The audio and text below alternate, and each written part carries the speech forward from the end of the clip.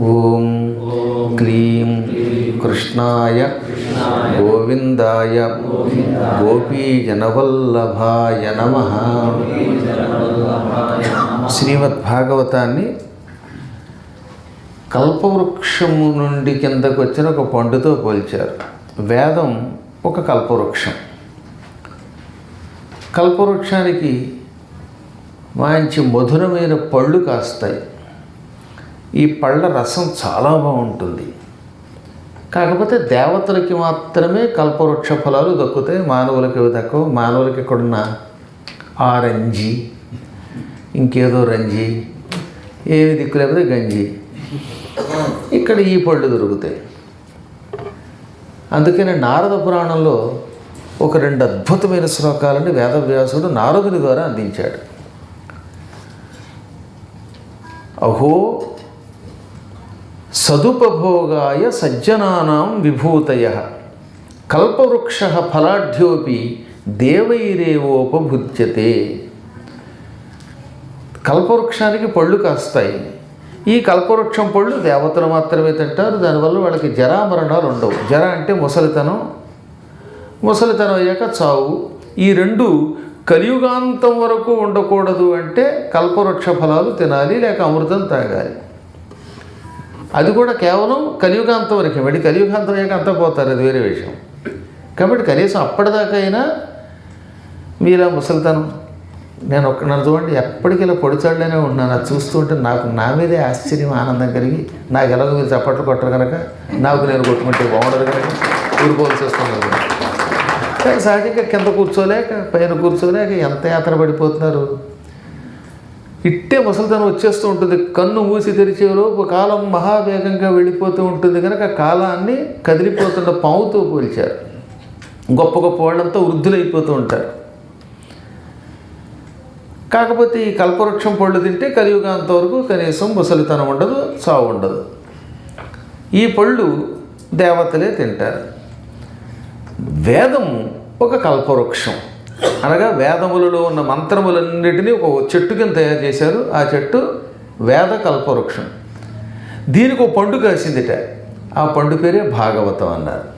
అంటే వేదముల సారమే భాగవతము అని చెప్పడానికి వేదం అనే కల్పవృక్షమునకు కాసినటువంటి గొప్ప పండు భాగవతము.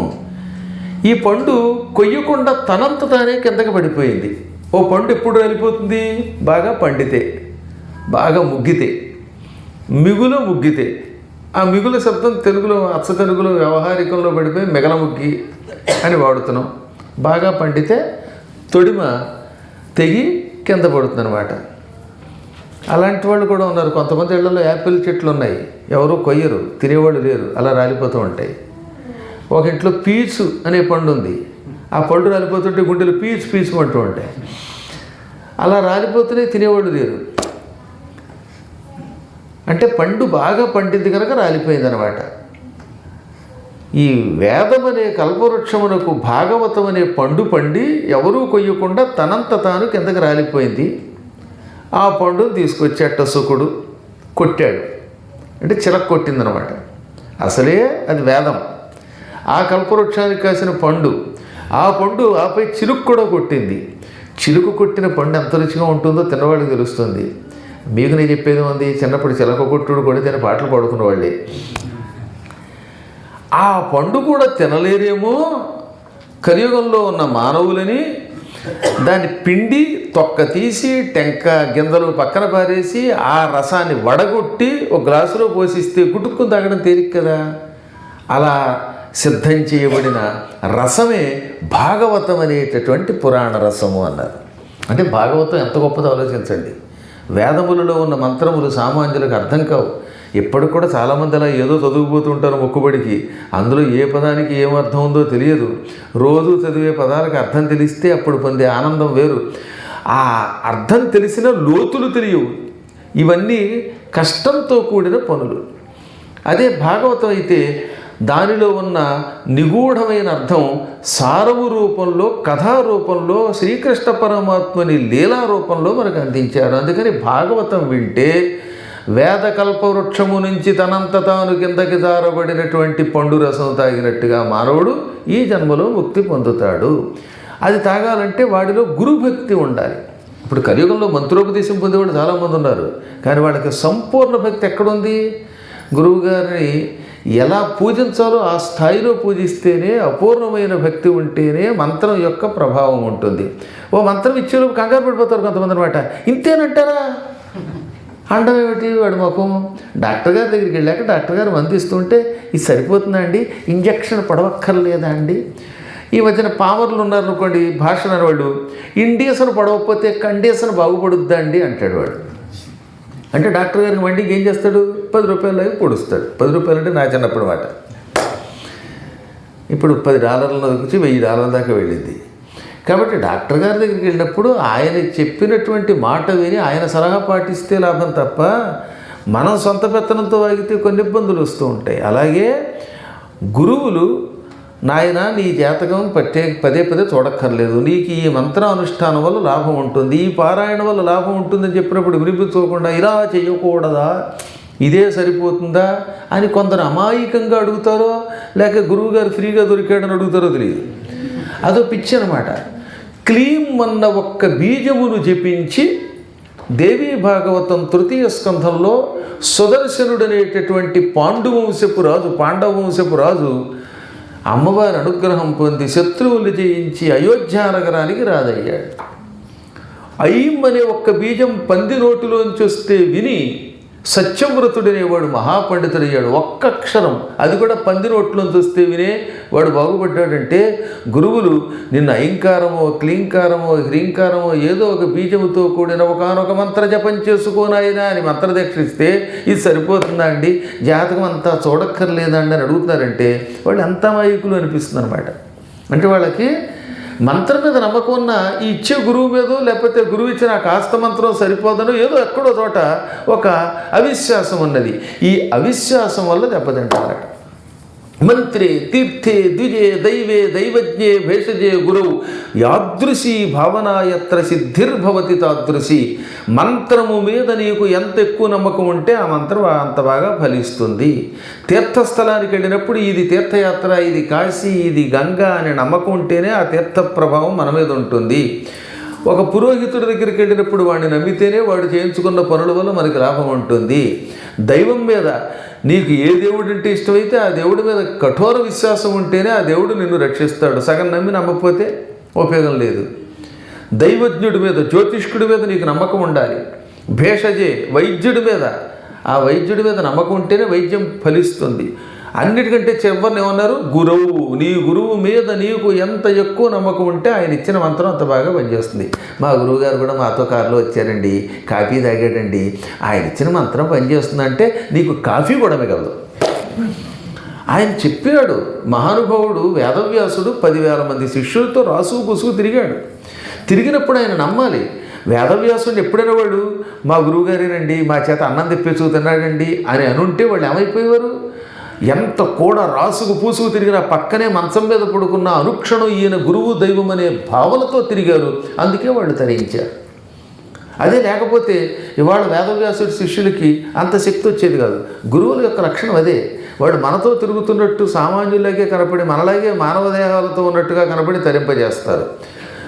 అలా కాకుండా వాళ్ళని సామాన్యులుగా భావించి ఎంతోమంది దెబ్బతింటారు. ఈ విషయమే భాగవతం మనకి నారద వ్యాస సంవాదం ద్వారా తెలియజేసింది. నారదుడు వ్యాసునితో రే పిచ్చివాడా అని అనకుండా తెలివిగా, నువ్వు మహాత్ముడివే, కానీ భగవంతుని లీలలు నమ్మకంతో రాయలేదు. శ్రీకృష్ణ పరమాత్మని అవతార విశేషాలు లోకానికి అందించలేకపోయావు, అందువల్ల దెబ్బతిన్నావు. నేను ఒకానొక జన్మలో ఒక దాసీపుత్రుడిగా ఉండేవాడిని, ఇళ్లల్లో అంట్లు తోమేవాడిని, టిష్యూ పేపర్లు బయట ఇష్యూ చేసేవాడిని, వాళ్ళకి కావలసినవన్నీ చేసి పెట్టేవాడిని. ఇంత చాకిరీ చేసి భాగవతం వినడం వల్లే ఈ జన్మలో నారదుడనే పేరుతో దివ్య శరీరం ధరించి ఏ లోకానికైనా వెళ్ళగలుగుతున్నాను, ఇన్ని పురాణ కథలు చెప్పగలుగుతున్నాను, అందరిని అనుగ్రహిస్తున్నాను అని అడగగానే అప్పుడు వ్యాసుడు ఇది నాకు ఆశ్చర్యం కలిగిస్తున్నది, నీ పూర్వజన్మ రహస్యం ఏమిటి అని అడిగాడు. అప్పుడు చెప్పాడు ఆయన, నేను మొదటి మనువు కాలంలో ఒకానొక బ్రహ్మకల్పంలో, ఇది వైవస్వత మనువు కాలం, శ్వేతవరాహ కల్పంలో ఉన్నాం. ఆయన బ్రహ్మకల్పంగా చెప్పాడు. అంటే ఎన్ని కల్పాలు గడిచాయో ఆలోచించండి. ఎన్ని కల్పములు గడిచినా పుడుతూ చస్తూనే ఉంటాం మనం. మీకు నాకు కూడా ఎన్నో జన్మలు గడిచాయి. ఇవాళ నన్ను మీరు గురువు అంటూ చేరారంటే, నా పురాణం వింటున్నారంటే కనీసం 15,000 జన్మల బంధం ఉండాలట. 15,000 జన్మల బంధం ఉన్నప్పుడే ఈ జన్మలో ఒక వ్యక్తిని గురువుగా భావించి అతని దగ్గర భాగవతం వింటారు అని దత్తాత్రేయుడు మార్కండేయ పురాణంలో చెప్పాడు. కేవలం వచ్చి వినడానికే 15,000 జన్మలు పడితే ఇంకా వీడికి మోక్షం ఎప్పుడు వస్తుంది? ఏనాటికి పుడతాడు? ఏనాటికి ఈ పుట్టుక చావు మొదలైన చక్రం నుంచి బయటపడతాడు? అది అంత తేలికేం కాదు. పునరపి జననం పునరపి మరణం పునరపి జననీ జఠరే శయనం యహ సంసారే బహుదుస్తారే కృపయాపారే పాహిమురారే. అందుకని శంకరాచార్యులు అంత అద్భుతంగా చెప్పారు భజగోవిందంలో. మళ్ళీ పుడుతున్నావు, మళ్ళీ చూస్తున్నావు, మళ్ళీ తల్లి కడుపులో ప్రవేశిస్తున్నావు, మళ్ళీ పెరుగుతున్నావు. కాకపోతే ఎప్పుడు ఏ జన్మెత్తుతున్నావో తెలియదు. కుక్కయ్యావో, నక్కయ్యావో, పిల్లయ్యావో, గోడ మీద బల్లయ్యావో, మంచంలో నల్లయ్యావో, వీధిలో ఇంకో చెల్లయ్యావో, కుళ్ళిపోయిన మల్లయ్యావో నీకు తెలియదు. ఇలా పుడుతున్నావు, పెరుగుతున్నావు, చూస్తున్నావు.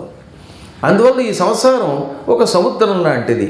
అందుకే అపారే దుస్తారే సంసారి అన్నారు. కృపయాపారే అంటే కృపయాపారే కదా, అది కృపయా అపారే, విడదీయాలి. అపారము అంటే అవతల ఒడ్డుకు వెళ్ళడానికి వీలు కానిది. పారము అంటే ఒడ్డండి. ఇప్పుడు మనం నది దగ్గరికి వెళ్ళాం, నదిలోకి దిగిన తర్వాత మళ్ళీ ఏం చేస్తున్నాం? గట్టు ఎక్కుతున్నామా లేదా? ఆ గట్టుని పారము అంటారు.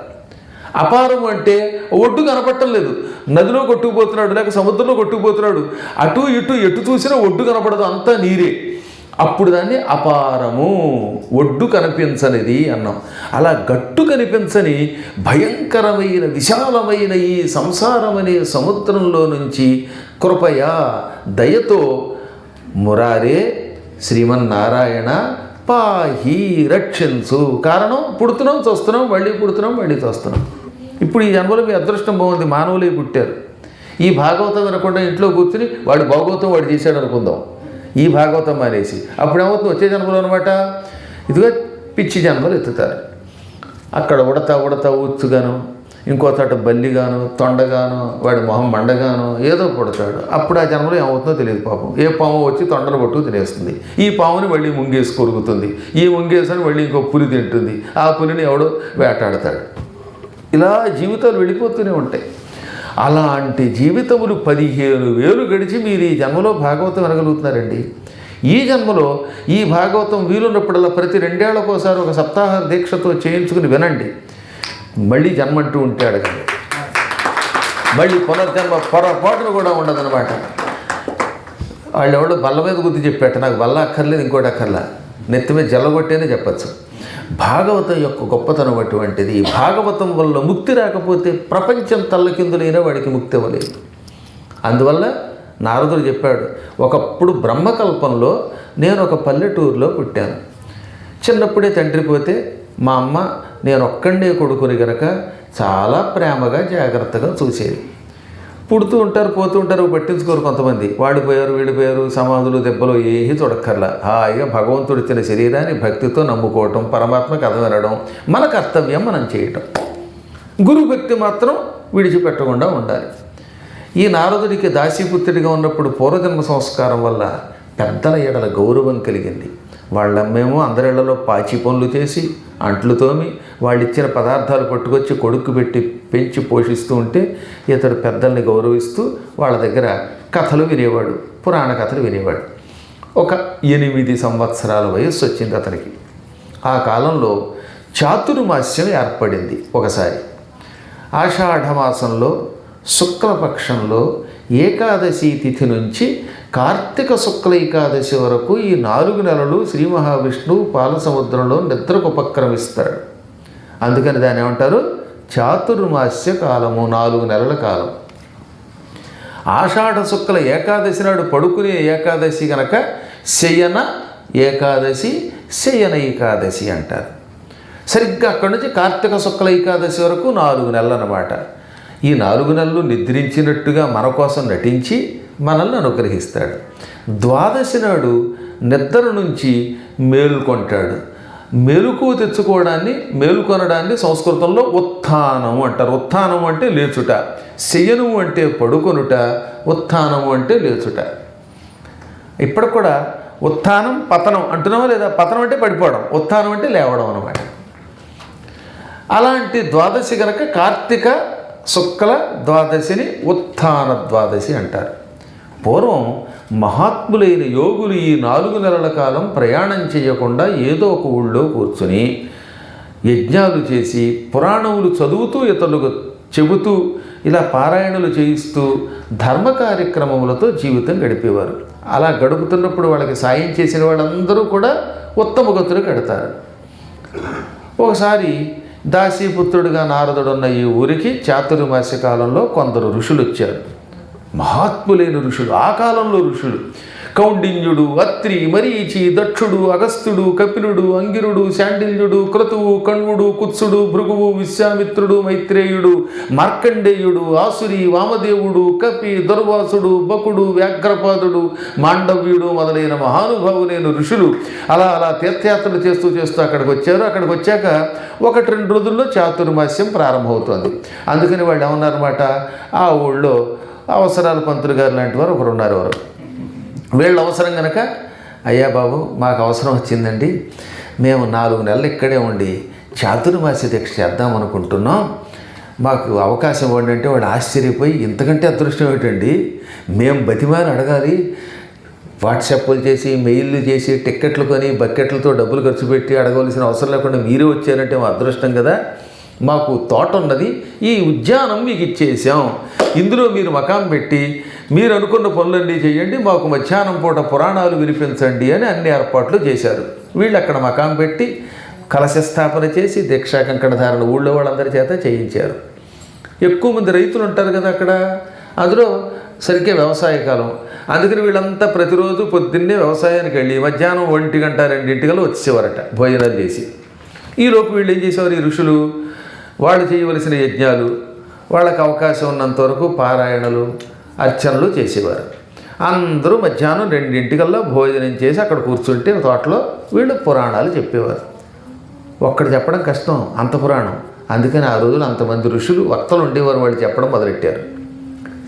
వీళ్ళకి ఈ చాతుర్మాస్య కాలంలో చిన్న పనులు చేసి పెట్టేందుకు ఒక కుర్రాడు అవసరం అయ్యాడు.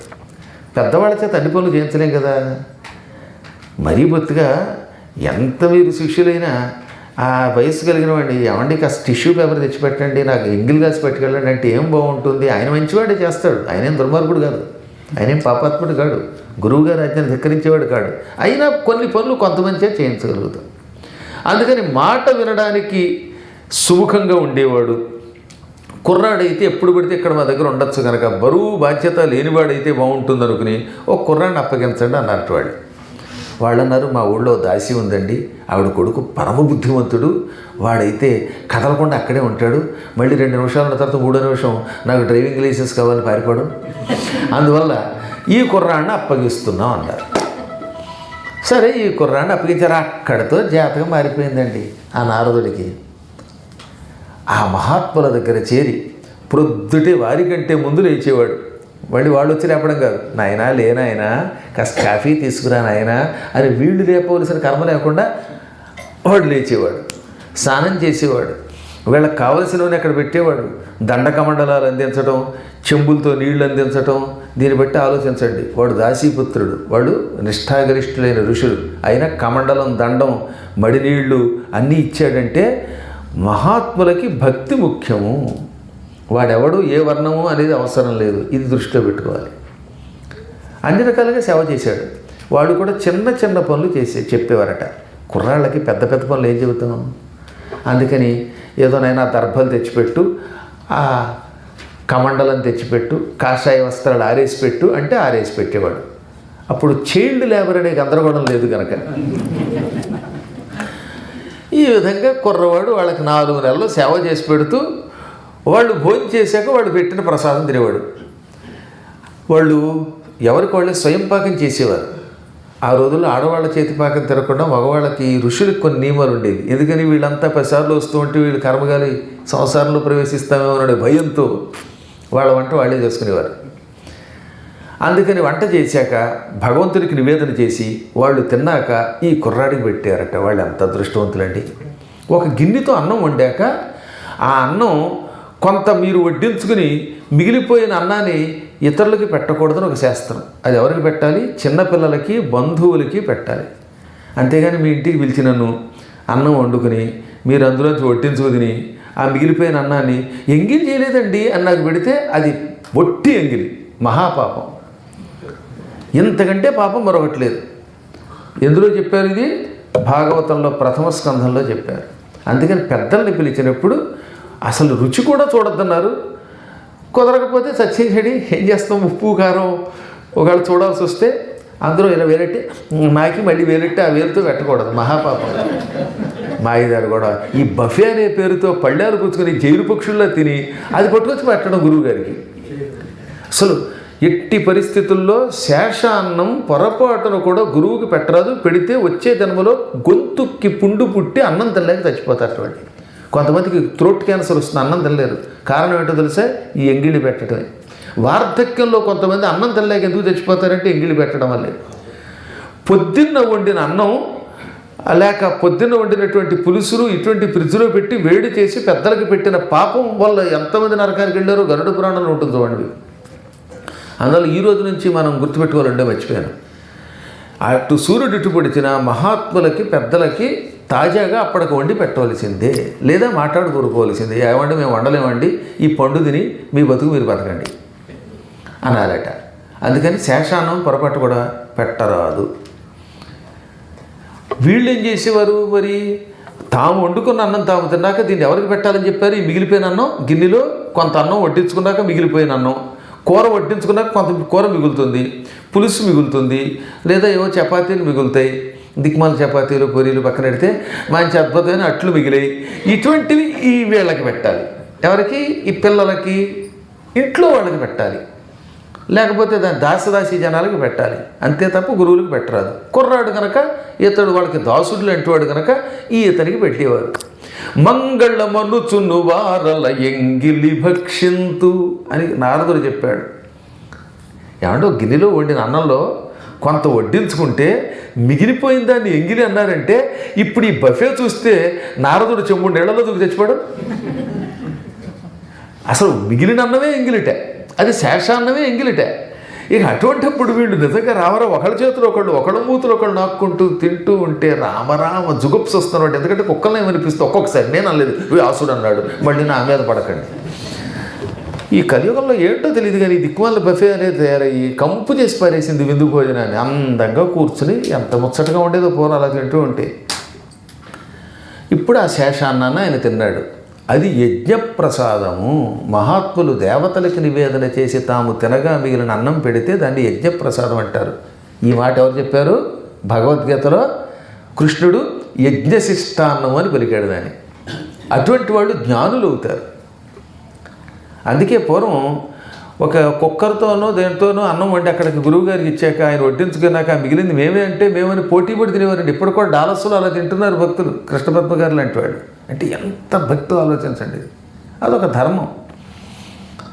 ఈ కుర్రాడు అలా తిన్నాడు, వాళ్ళు చెప్పిన కథలు విన్నాడు. ముందు అన్నం తిన్నాడు, కథలు విన్నాడు. ప్రతి దినము 2 గంటల నుంచి సూర్యుడు అస్తమించేదాకా ఇంచుమించుగా 3-3:30 గంటలు పురాణం చెప్పేవారట వాడు.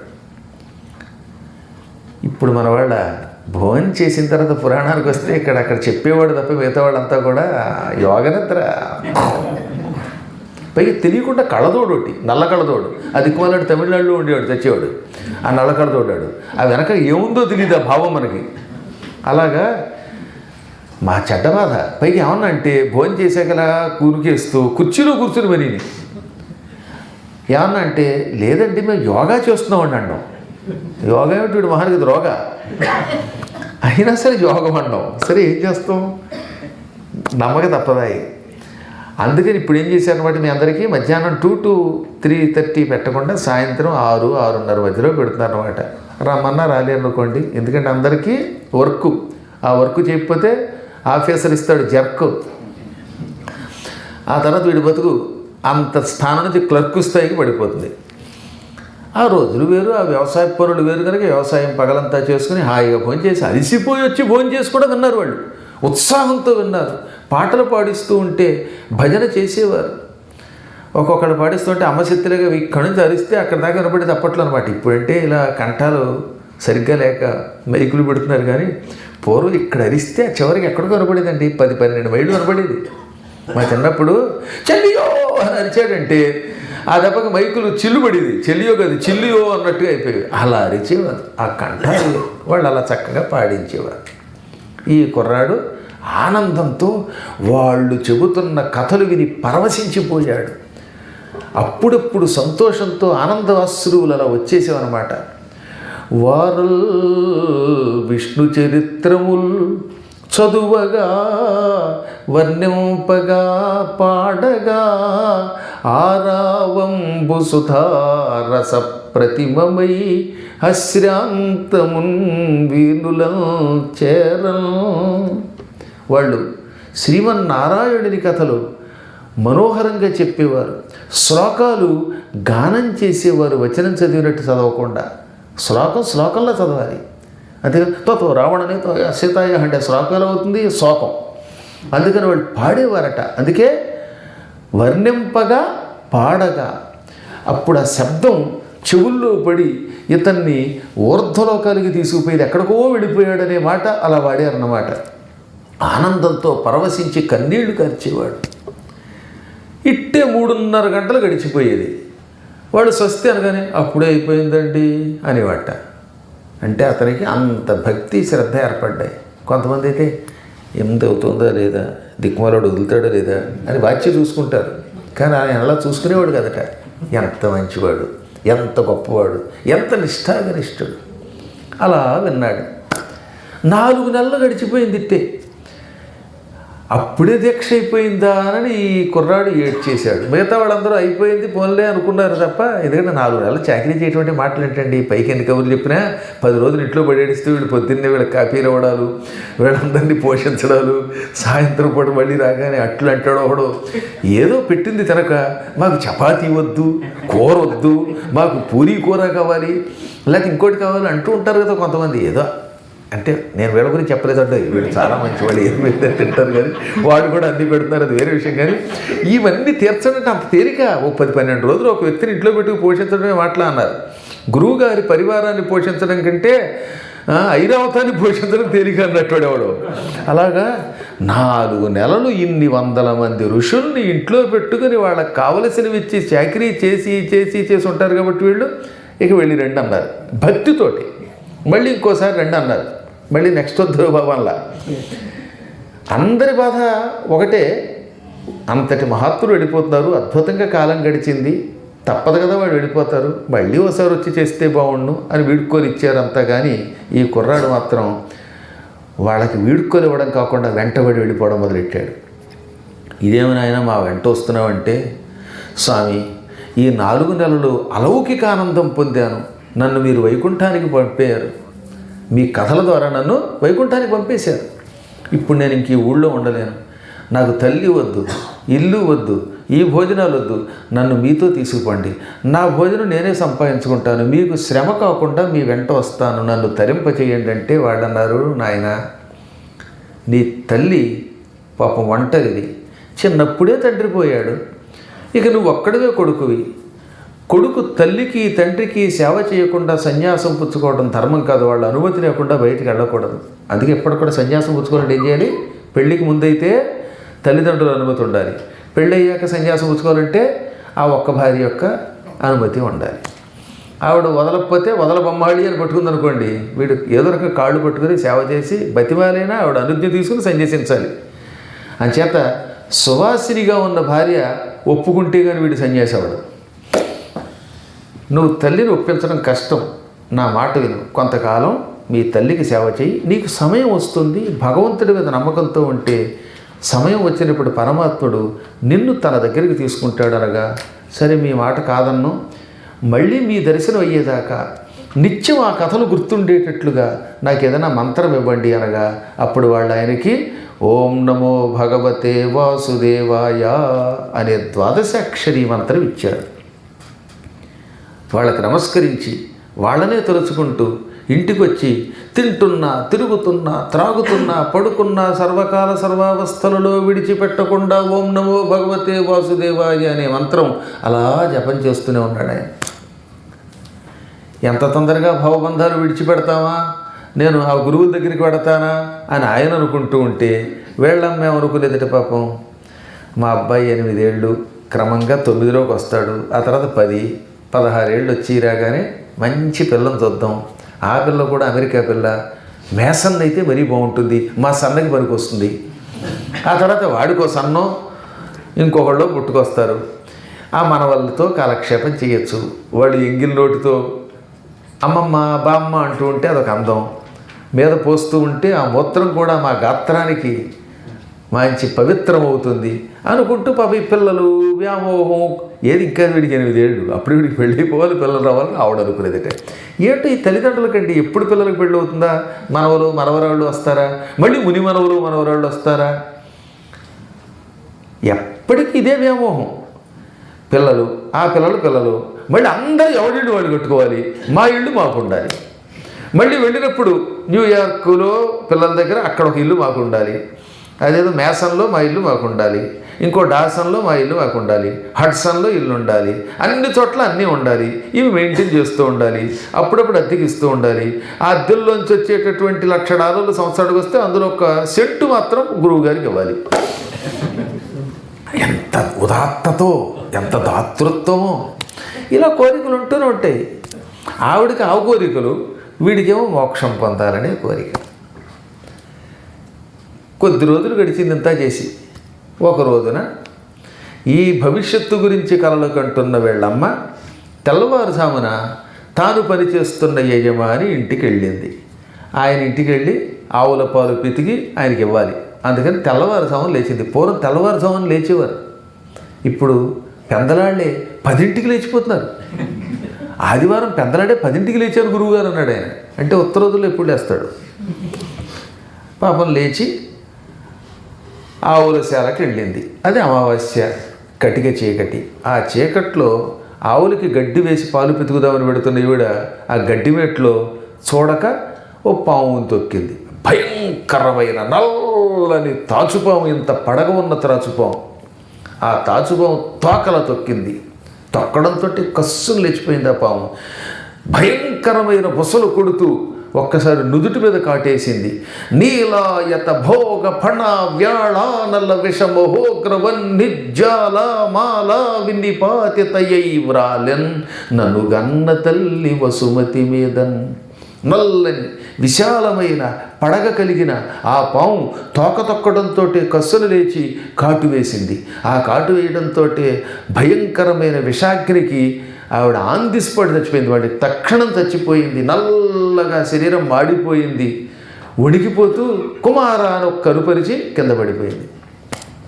చూశారు పాపం, ఆవిడేమో భవిష్యత్తు కోసం కలగన్నది, ఈలోపు కాలసర్పం పట్టుకుపోయింది. మనం అంతే ఇంకేదో రేపు ఉందనుకుంటాం పిచ్చాళ్ళం. ఏమీ లేదు. ఈరోజు గడిచిందంటేనే గడిచినట్టు. రేపు ఏం జరుగుతుందో ఎవరికి తెలియదు. అందుకని ఏ పనైనా వెంటనే చెయ్యాలి. తర్వాత ఏం దొరుకుతుందో తెలియదు కనుక. పోనీ యముడు కనపడ్డాక యమధర్మరాజా నాకు ఇంకా వీళ్ళు కుదరలేదు, వీలునామా రాయాలంటే ఒప్పుకోడు ఆయన. ఒక్క క్షణం పర్మిషన్ ఏంటండి? దిక్కుమాలని ఈ మధ్యన మీ మీద పెట్టినటువంటి అధ్యక్షుడిలాగా అనుకున్న చేసేటివి పట్టుకుపోతాడు.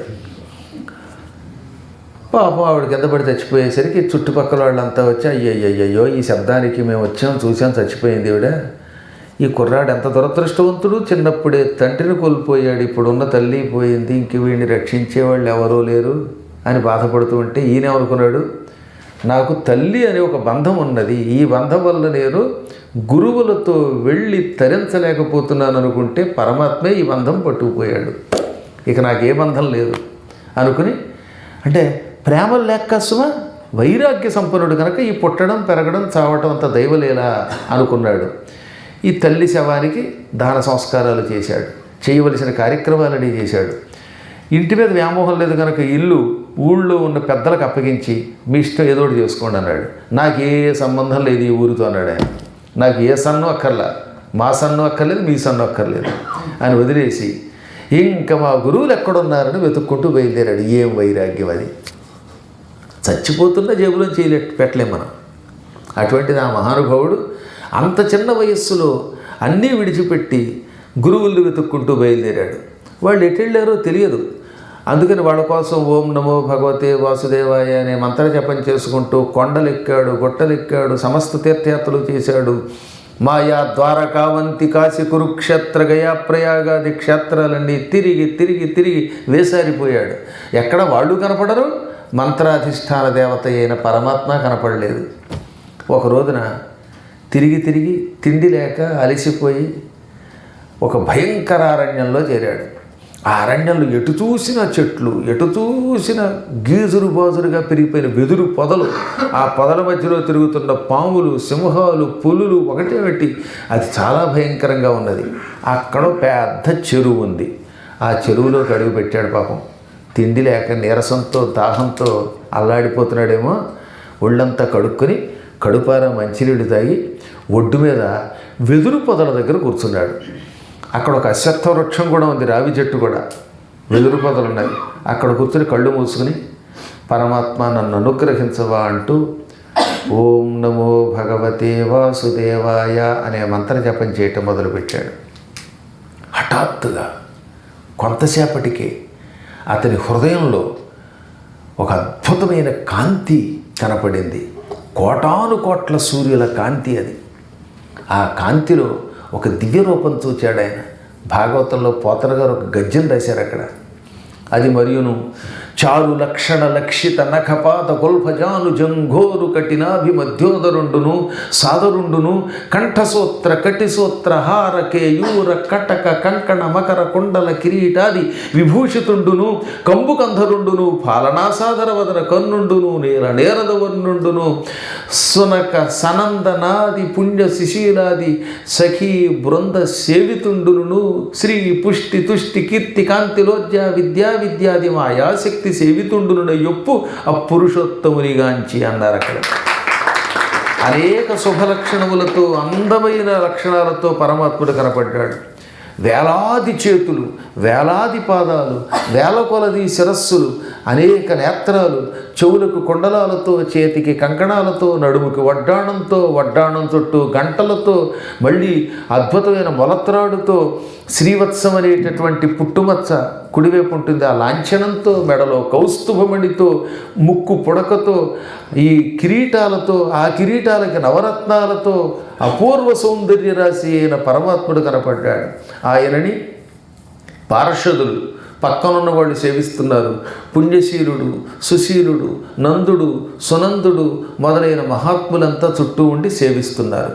శ్రీ పుష్టి తుష్టి కీర్తి కాంతి ఇలా ఊర్జ విద్య అవిద్య అని పిలువబడే 9 శక్తులు ఆయన చుట్టూ ఉంటాయి. అవి స్త్రీ రూపంతో ఆయన్ని సేవిస్తున్నాయి. ఈ శక్తులు లేకుండా ఆయన అవతారం ఎత్తడు, రూపదర్శనం ఇవ్వడనమాట. అటువంటి శక్తులతో సేవింపబడుతున్న పరమాత్ముడిని చూచి తిలకించి పులకించిపోయాడు. ఏమి సౌందర్యం అనుకున్నాడు. ఇది ఎక్కడ దొరుకుతుంది? ఈ దృశ్యం అంతా హృదయంలో. కళ్ళు మూసుకు జపం చేస్తుంటే ఆయన హృదయంలో కనపడగానే టక్కున కళ్ళు విప్పాడు. ఎందుకని? నా హృదయ మధ్యములో చూస్తున్న పరమాత్మని ఎదురుగుండా చూద్దాము అనుకున్నాడు. ఈ ప్రాంతాన్ని, ఈ 2 చేతులకి మధ్యలో ఉన్న ప్రాంతాన్ని సంస్కృతంలో కొరోడము అంటారు. హృత్కోణం అంటే హృదయమునకు మధ్య భాగంలో చూస్తున్నాడు ఆయన. అటువంటి వాడు కళ్ళు తెరిచాడు. కళ్ళు తెరిస్తే ఎదురుగుండా ఏమీ లేదు, పొదలో నీరు తప్ప. అయ్యయ్యో, హృదయంలో కనపడిన పరమాత్మని ఎదురుగుండా నేత్రాలతో చూద్దామని కళ్ళు విప్పానే, ఆయన కనపడకుండా పోయాడు అని మళ్ళీ కళ్ళు మూసుకుని ఆ రూపం చూడడానికి ప్రయత్నిస్తే ఇక ఎంత గింజుకున్నా ఆ రూపం కనపడలేదు. అప్పుడు ఆయన ఏడ్చాడు.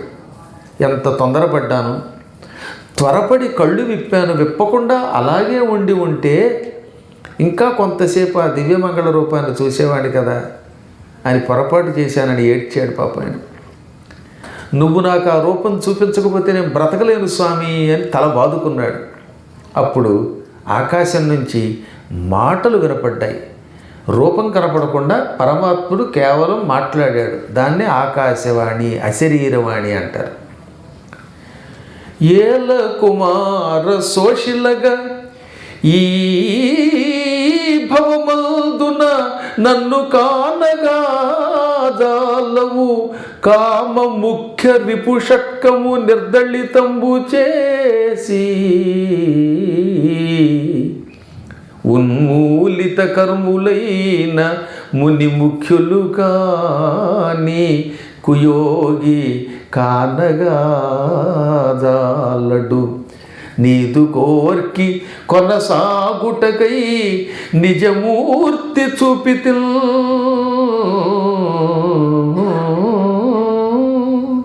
నాయన, ఎందుకురా ఇంత దుఃఖిస్తావు? ఎందుకింత అయ్యో అయ్యో మళ్ళీ ఆ రూపం చూడలేకపోతున్నానని ఏడుస్తున్నావు, బాధపడుతున్నావు? ఎంత ఏడ్చినా, నువ్వు కృంగి కృషించినా ఈ శరీరముతో ఇక నువ్వు నన్ను చూడలేవు. నా రూపం అంత తేలిగ్గా కనపడుతుందనుకుంటున్నావా?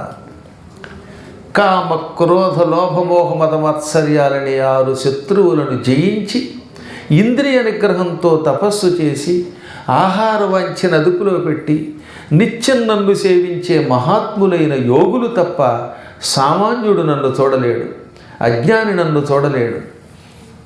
నువ్వు అడగచ్చు, అలాంటప్పుడు కొంచెం సేపైనా నీ రూపం నాకు ఎందుకు చూపించావు అని. నేను నీ భక్తికి మెచ్చి కించిత్ కాలం నా రూపం నీకు ఎందుకు చూపించానో తెలుసునా? నేను ఇలా ఉంటానని తెలిస్తే నా వెంట పడతావు, నిన్ను ఆకర్షించి తరింపచేసి నీకు ఒక ఉన్నత స్థానం ఇవ్వడానికి మచ్చు కోసం నా రూపం చూపించాను. ఇప్పుడు నా రూపం ఎలా ఉంటుందో నీకు కొంతవరకు తెలిసింది కదా. ఇక దానినే ధ్యానించు, నా మంత్ర జపం విడిచిపెట్టకుండా చెయ్యి, నిర్వికారుడవై ఏ కోరికలు లేకుండా సంచరించు. భవిష్యత్తులో లోకానికి గురువు అవుతావు, నా దగ్గరికి రాగలుగుతావు. ఎప్పుడంటే అప్పుడు నన్ను దర్శనం చేసే అవకాశం ఇస్తున్నాను. ఈ సాధన విడిచిపెట్టకుండా చెయ్యి అనగా అతడు అప్పుడు ఆనంద బాష్పాలు తుడుచుకుంటూ, పరమాత్మ ఈ మాత్రం వరం ఇచ్చావు చాలు అని కళ్ళు విప్పాడు. ఇక ఆ రోజు నుంచి ఎప్పుడు ఏ తీర్థయాత్రలు చేయాలో ఒక నిర్ణయం పెట్టుకుని తీర్థయాత్రలు చేశాడు. భగవన్నామ భజన చేశాడు. వాసుదేవ మంత్రం విడిచిపెట్టకుండా చేశాడు. దొరికితే తిన్నాడు, లేకపోతే ఉపవాసం ఉన్నాడు. కోరికలు విడిచిపెట్టాడు. నిరంతరాయంగా భాగవత కథలు, పెద్దలు చెప్పిన కథలు, 4 నెలల పాటు తనకి వినిపించిన కథలు గుర్తుకు తెచ్చుకున్నాడు. అలా కొంతకాలం గడిచింది. ఎవరికైనా తప్పనిదేమిటి? వార్ధక్యం, ముసలితనం వచ్చింది. మృత్యువు మెరుపు మెరిసినట్టు మెరిసింది. టక్కన ఈయన ప్రాణం పైకి లేచిపోయింది. పంచప్రాణాలు కూడా పైకి లేచిపోయాయి. ప్రాణ, అపాన, వ్యాన, ఉదాన సమానములని పిలువబడే పంచప్రాణాలు, ఉపప్రాణాలు, నాగ, కూర్మ, కృకర, దేవదత్త, ధనంజయములు అనేటటువంటి ఉపప్రాణాలు అలా ఒక చోటకి చేరి సహస్రార కమలం నుంచి పైకొచ్చాయి. ప్రాణం ఎప్పుడు కూడా ఇక్కడి నుంచి వెళ్ళిపోతే వాడు ముక్తి పొందుతాడు. అలా కాకుండా మలమూత్ర ద్వారాల నుంచో, ముక్కుల్లోంచో, కళ్ళల్లోంచో, చెవుల్లోంచో, నోట్లోంచో వెళ్ళిపోతే వాడికి మళ్ళీ పునర్జన్మ తప్పదు. ఇవన్నీ ఊర్ధ్వద్వారాలు, కిందవి అధోద్వారాలు. ఊర్ధ్వద్వారాలు కొంతవరకు పర్వాలేదు, కానీ మలమూత్ర విసర్జన ద్వారా ప్రాణం పోతే వాడు నరకానికి పోతాడు. అందుకే ఎవడన్నా బాత్రూమ్కి వెళ్ళాడండి, మూత్రం విడుస్తూ చచ్చిపోయాడంటే వాడికి అధోద్వారం నుంచి ప్రాణం పోయినట్టు. కొందరికి మోషన్ అవుతుంది, చచ్చిపోతాడు. ఇక అంటే వాడు మళ్ళీ భయంకర నరకాల పాలు అవుతున్నాడని అర్థం. కొంతమంది అలా నోరు తెరుచుకుని ఆవులించినప్పుడు కొంతమంది నోరు తెరుస్తారు, అలా నోట్లోంచి ప్రాణం పోతుంది. అలాంటి వాళ్ళు మధ్యలోకాలకి ఏ కిన్నర లోకమో కింపురుష లోకం వరకు పెడతారు. చెవుల్లోంచి ప్రాణం పోతే అటువంటి వాళ్ళు గంధర్వ లోకానికి ఎడతారు. అలా కాకుండా ముక్కుల్లోంచి ప్రాణం పోతే యక్షలోకం వరకు పెడతారు. కళ్ళల్లో నుంచి ప్రాణం పోతే అటువంటి వాళ్ళు విద్యాధర లోకానికి ఎడతారు. ఇక ఈ అన్ని రంధ్రాలలో నుంచి ఒకేసారి రసి బయటకు వస్తే కొంతవరకు స్వర్గం వరకు పెడతాడు వాడు. మోక్షం పొందాలంటే ఈ సహస్రారాన్ని, ఈ పైన ఉన్నటువంటి నవరంధ్రాలలో చిట్ట చివరిదైన దళాన్ని భేదించుకుని వెళ్ళాలి. అది కేవలం యోగుల వల్ల మాత్రమే అవుతుంది, ఎవరికి పడితే వాడికి అవ్వదు. ఆయన భగవంతుని కథలు వింటూ పులకించిపోయాడు కనుక, పరవశించిపోయాడు కనుక, ఆనంద బాష్పాలు కచ్చాడు కనుక భగవంతుడు ఆయనకి సహస్రార కమలం నుంచి శరీరం విడిచిపెట్టి యోగం ఇచ్చాడు. వెంటనే ఈయన ప్రాణం పైకి లేచి బ్రహ్మగారి లోపలికి వెళ్ళిపోయింది. ఆ సమయంలో బ్రహ్మ ఏం చేస్తున్నాడు అనమాట, వెంటనే గాలి తీసుకుంటూ ఉంటే ఈ ప్రాణం ఆయన హృదయంలోకి వెళ్ళిపోయింది. అంటే ఇప్పుడు ఏమయ్యాడినా బ్రహ్మ హృదయంలో చేరాడు. అక్కడే చాలా కాలం ఉండిపోయాడు. కొంతకాలానికి ప్రపంచం అంతా ప్రళయంలో నిండిపోయింది. ప్రళయానంతరం తిరిగి సృష్టి ఏర్పడుతున్నప్పుడు పునఃసృష్టి కాలంలో శ్రీ మహావిష్ణువు బొడ్డులో ఉన్న తామర పువ్వు నీటిలోంచి పైకొచ్చి విచ్చుకున్నది. ఆ విచ్చుకున్న తెల్ల తామర పువ్వులో బ్రహ్మగారు చతుర్ముఖుడు పుట్టాడు. అప్పుడు ఆ బ్రహ్మగారి హృదయంలో నుంచి కొంతమంది పుట్టుకొచ్చారు. బ్రహ్మ మనస్సులోంచి పుట్టారు కనుక వాళ్ళని ఏమన్నారు? బ్రహ్మ మానస పుత్రులు అన్నారు. మరీచి, అంగిరుడు, సనకుడు, సనందనుడు, సనత్కుమారుడు, సనత్సుజాతుడు మున్నగు మహానుభావులతో పాటుగా ఈ దాసీపుత్రుడి ఆత్మ కూడా హృదయంలో నుంచి బయటకు వచ్చింది. ఇప్పుడు ఆయన్ని నారదుడు అని పిలిచారు. ఆ దాసీపుత్రుడు ఆ భాగవత మహిమ వల్ల పరమాత్ముడిని తలుచుకుని పులకించిపోవటం వల్ల బ్రహ్మ హృదయంలో నుంచి బయటకు వచ్చాడు, బ్రహ్మమానస పుత్రుడయ్యాడు. నారము అంటే జ్ఞానం, ఎల్లవేళలా జ్ఞానమును ఇస్తాడు గనక నారదహ, దా అంటే ఇచ్చుట అనమాట. అందుకే నారదహ అన్నారు, జ్ఞానమునిచ్చువాడు. ఆయన లాంటి జ్ఞాని లేడు. పుట్టడంతో తెల్లని రూపంతో ఎర్రని జటాజోటాలతో పుట్టుకొచ్చాడు. మెడలో తులసీమాలలతో పుట్టుకొచ్చాడు. మహతి అనే వీణ కూడా ఆయనకి పుట్టుకతో వచ్చింది. ఈ వీణ ఈయన వాయించకుండానే తనంతానే వాయిస్తుంది. పాడాలంటే నానాయత్నపడి శృతి చేసుకోవాలి కదా, ఈయనకి శృతి దానంతా తానే చేసి పెడుతుంటుంది. ఏంటి ఎంత గొప్ప సంగీతంతో నేను మళ్ళీ పాడమంటే ఒకసారి అని మొదలెట్టితే కానీ పాడలేడు. డైరెక్ట్గా ఈ రాగం నుంచి ఆ రాగంలోకి, ఆ రాగంలోకి ఈ రాగంలోకి వెళ్ళాలంటే అది పెద్ద గొడవ. కానీ ఈయనకి అలా కాదట. ఈ వీణ ఆయన మనస్సెరిగి శృతి ఇస్తుంది. ఈయన ఏ రాగంలో పడితే ఆ రాగానికి తగిన అనుగుణంగా అదే వాయించుకుంటుందిట.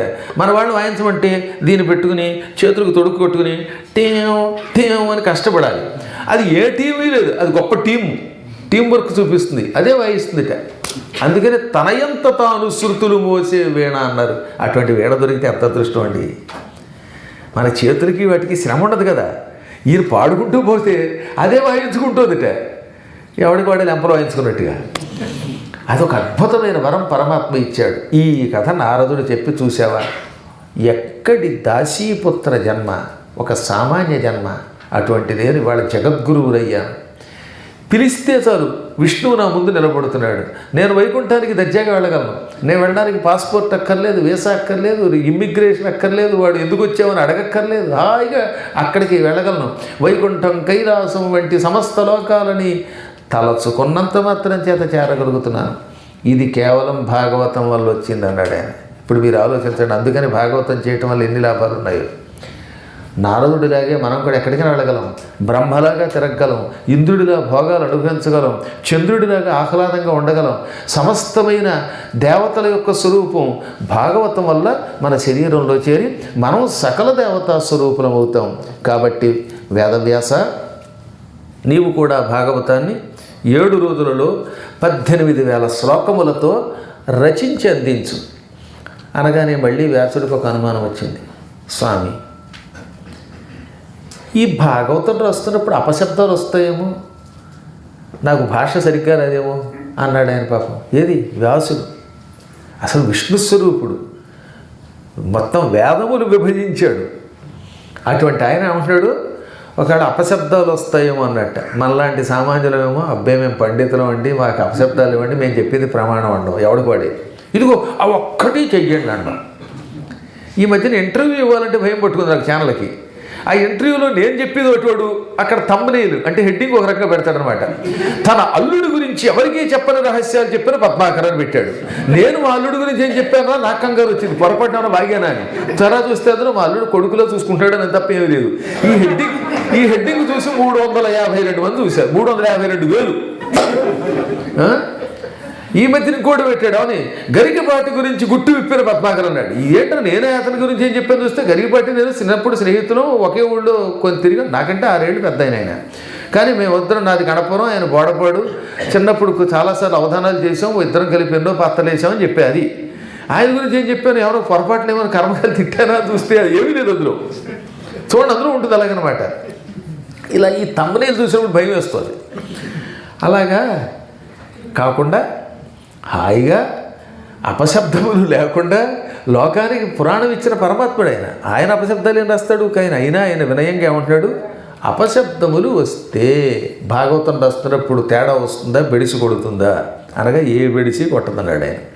నువ్వు భగవంతుడి మీద భక్తితో ఒక పుస్తకం రాస్తున్నప్పుడు అందులో పొరపాట్లు ఒకవేళ వచ్చినా నీకెందుకు వస్తే రావు, వచ్చినా అవి పరమాత్ముడు ఒప్పులుగా భావిస్తాడు. మాకు చాలా చోట్ల అనుభవం ఏమిటంటే అన్నీ అయిపోయాక మా వల్ల ఏమన్నా తప్పులు జరిగితే క్షమించండి అంటారు. అప్పుడు నేను ఒకసారి ఏమన్నాను, లాస్ట్ టైం వెళ్ళిపోతున్నప్పుడు సుధగారు వచ్చి గురువుగారు ఏమన్నా తప్పులు చేశామని అడిగితే చేశారు, గట్టి తప్పు చేశారు. ఏమిటి? ఏ తప్పు చేయకపోవడమే పెద్ద తప్పు. ఒక్క తప్పు చేయకపోవడం పెద్ద తప్పు. ఇంకా తప్పు చేయకపోయినప్పుడు మళ్ళీ తప్పు ఉందా అని అడగడం పెద్ద తప్పు.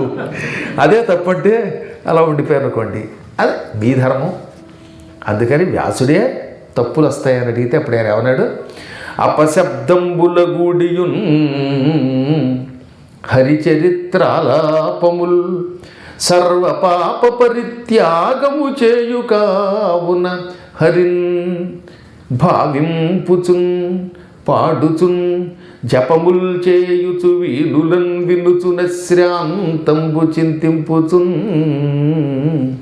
తపసుల్ సాధులు ధన్యులౌదురు గదా తత్వజ్ఞ చింతింపుమా.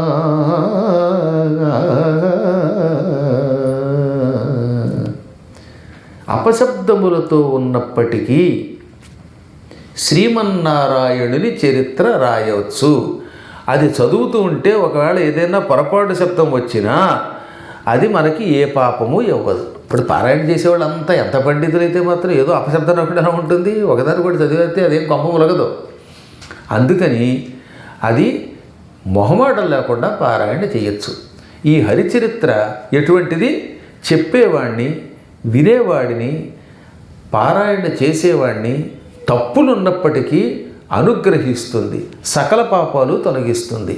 అందుకే జ్ఞానులు నిరంతరం భాగవతాన్ని గానం చేస్తారు, పాటల కింద పాడతారు, ఆనందిస్తారు, హరినామాన్ని జపం చేస్తారు, చెవులతో వింటారు, నిత్యం తలుచుకుంటారు. ఆ విధంగా తపస్సులు మోక్షం పొందుతారు. కాబట్టి తప్పుల గురించి ఆలోచించకు, భగవంతుడి గురించి చప్పున రాసేయి అని ఆశీర్వదించి నారదుడు మాయమైపోయాడు. ఆయన వెళ్ళిపోతూ ఉంటే కూడా ఆకాశ మార్గం నుంచి ఆయన మెడలో ధరించిన తులసి మాలల సుగంధం ఆ ప్రాంతమంతా వ్యాపించింది. అంటే ఎటువంటి తులసిలో గ్రహించాలి. వాయిల్చు వీణనెప్పుడు మ్రోయించు ముకుంద గీతములు జగములకు చేయించు చెవుల పండువు మాయించు నగాళి ఇట్టిమతి మరి కలడే.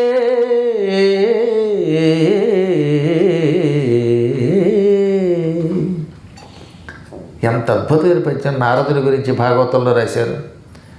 వాయించు వీణనిప్పుడు, తన చేతిలో ఉన్న మహతి అనే వీణ నిరంతరం వాయిస్తూనే ఉంటాడు. ఆ వాయించేటప్పుడు పిచ్చిపాటలు పాడ్డాయన. కొట్టండి, తిట్టండి, గెల్లండి, చంపండి, ప్రేమ, ఏమిటి పిచ్చిపాటలు? అందువల్ల మ్రోయించు ముకుంద గీతములు, నిత్యం శ్రీమన్నారాయణుని మీద పాటలే పాడతాడు ఆయన. వాయించేది వీణ, నోట్లోంచి వచ్చేది నారాయణ భక్తి గీతాలు. జగత్తులకు చెవులకు పండుగ చేస్తాడు. అంటే ఆయన పాడుతూ ఉంటే వినే వాళ్ళకి చెవులకు అదో పండగలా అనిపిస్తుంది. మాయించు నగాళి, సమస్త పాపాలు తొలగిస్తాడు, అందరి పాపాలు తొలగిస్తాడు. అటువంటి జ్ఞాని మరొకడు లేడు. కాబట్టి గురువు అంటే నారదుడు. అంతేగాని సినిమాల్లో చూపించినట్టుగా కలహభోజనుడు అని ఉట్టి కల్పితాలు అవి. ఆయన కలహభోజనుడు ఏంటి? ఆయన ఏం చేసినా లోకశ్రేయస్సే. ఇవి అదిగో అంటే ఇదిగో అని చెప్పి పిచ్చి పిచ్చి ఎన్నెన్నో రాశారు. నారదుడు పరమజ్ఞాని. సంపూర్ణంగా పురాణములు చదివిన వాడికి విన్నవాడికి తెలుస్తుంది. అందుకే మా గురువు గారు, అసలు నేనే నారదుడు అవతారం అనుకోండి, అది వేరే విషయం. నారదుడు అంటే నాకు అనిపిస్తుంది ఏ భవబంధాలు లేకుండా అలా మెడలో వీణ వేసుకుని చక్కగా పాడుకుంటూ పోవచ్చు అనమాట. భగవంతుడి మీద పాటలు పాడుతుంటే భగవంతుడు అక్కడ వచ్చి కూర్చుంటాట. ఇప్పుడు ఇందులో మీరు ఎవరన్నా భక్తితో పాడితే ఆయన ఇది ఈ మూల ఎక్కడో చోట కూర్చుని విని పెడతాడు ఆయన. భక్త జయదేవుడు గీత గోవిందం రాశాడు. ఒక రోజున అక్కడికో సన్యాసి వచ్చాడు. ఏం పాడావయ్యా, ఆనందంతో పరవశించానంటే, ఏమండి మీరు అందరూ సంతోషిస్తారు, మా కృష్ణుడికి సంతోషం కలిగించిందా నా పాట అన్నట్ట. అమాయకంగా ఏమన్నాడు, మీకు ఆనందం కలిగింది కానీ మా కృష్ణ పరమాత్మునికి నా పాట నా గానం ఆనందం కలిగించాయి అంటే, ఒరే పిచ్చాడా, ఎంతమంది ఉన్నారు, వీళ్ళల్లో ఒక్కడు కూడా కృష్ణుడు కాదంటావా అన్నట్ట. అడిగినవాడు కృష్ణుడు. ఇంటికి వచ్చింది ఆ సన్యాసి రూపంలో వచ్చింది కృష్ణుడే. అంటే మనం అప్పుడప్పుడు తెలియక ఈ వచ్చిన వాళ్ళంతా మనుషులు అనుకుంటాం, ఇందులో ఎవరు కృష్ణుడో ఏం తెలియదు. ఇప్పుడు ఈ గడ్డమైన రూపంలో రావచ్చు, ఆ జుట్టు లేని వారి రూపంలో రావచ్చు, ఇప్పుడు ఆ పిల్ల రూపంలో వచ్చి మధ్యలో కూనీ రాగం తీయచ్చు, కూనీ రాగం.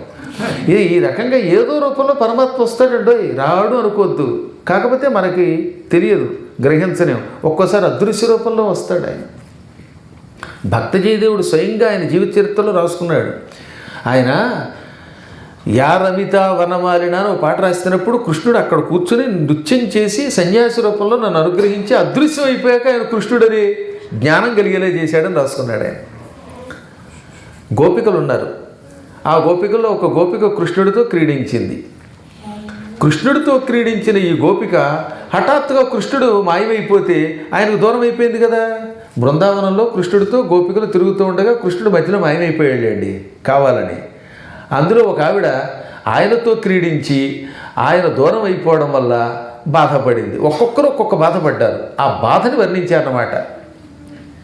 యా రమిత వనమాలిన, వనమాలిన శ్రీకృష్ణుడితో యా ఏ స్త్రీ అయితే రమిత క్రీడించిందో సా ఆమె ఆయనకు దూరం అవడం వల్ల హృదయం అంతా విరహంతో నిండిపోవటం వల్ల కుమిలిపోయిందా, లేక ఒళ్ళంతా వేడెక్కిపోయి జ్వరంతో బాధపడిందా, గంధపు వాసనని తిరస్కరించిందా అని ఒక్కొక్క స్త్రీ ఒక్కొక్కరుగా వర్ణించారన్నమాట.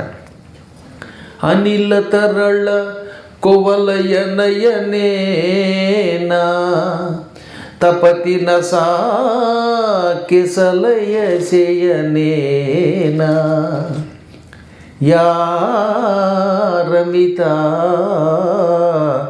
వనమాలినా యా రమిత వనమాలినా సఖీ యా రమిత వనమాలినా వికసిత సరసిజ లలిత ముఖేనా దళతి నసా హృది విరఖ భరేణా సకల భువన జన వరతరుణేనా వహతి నసా రుజమతి కరుణేనా యా రమిత వనమాలినా.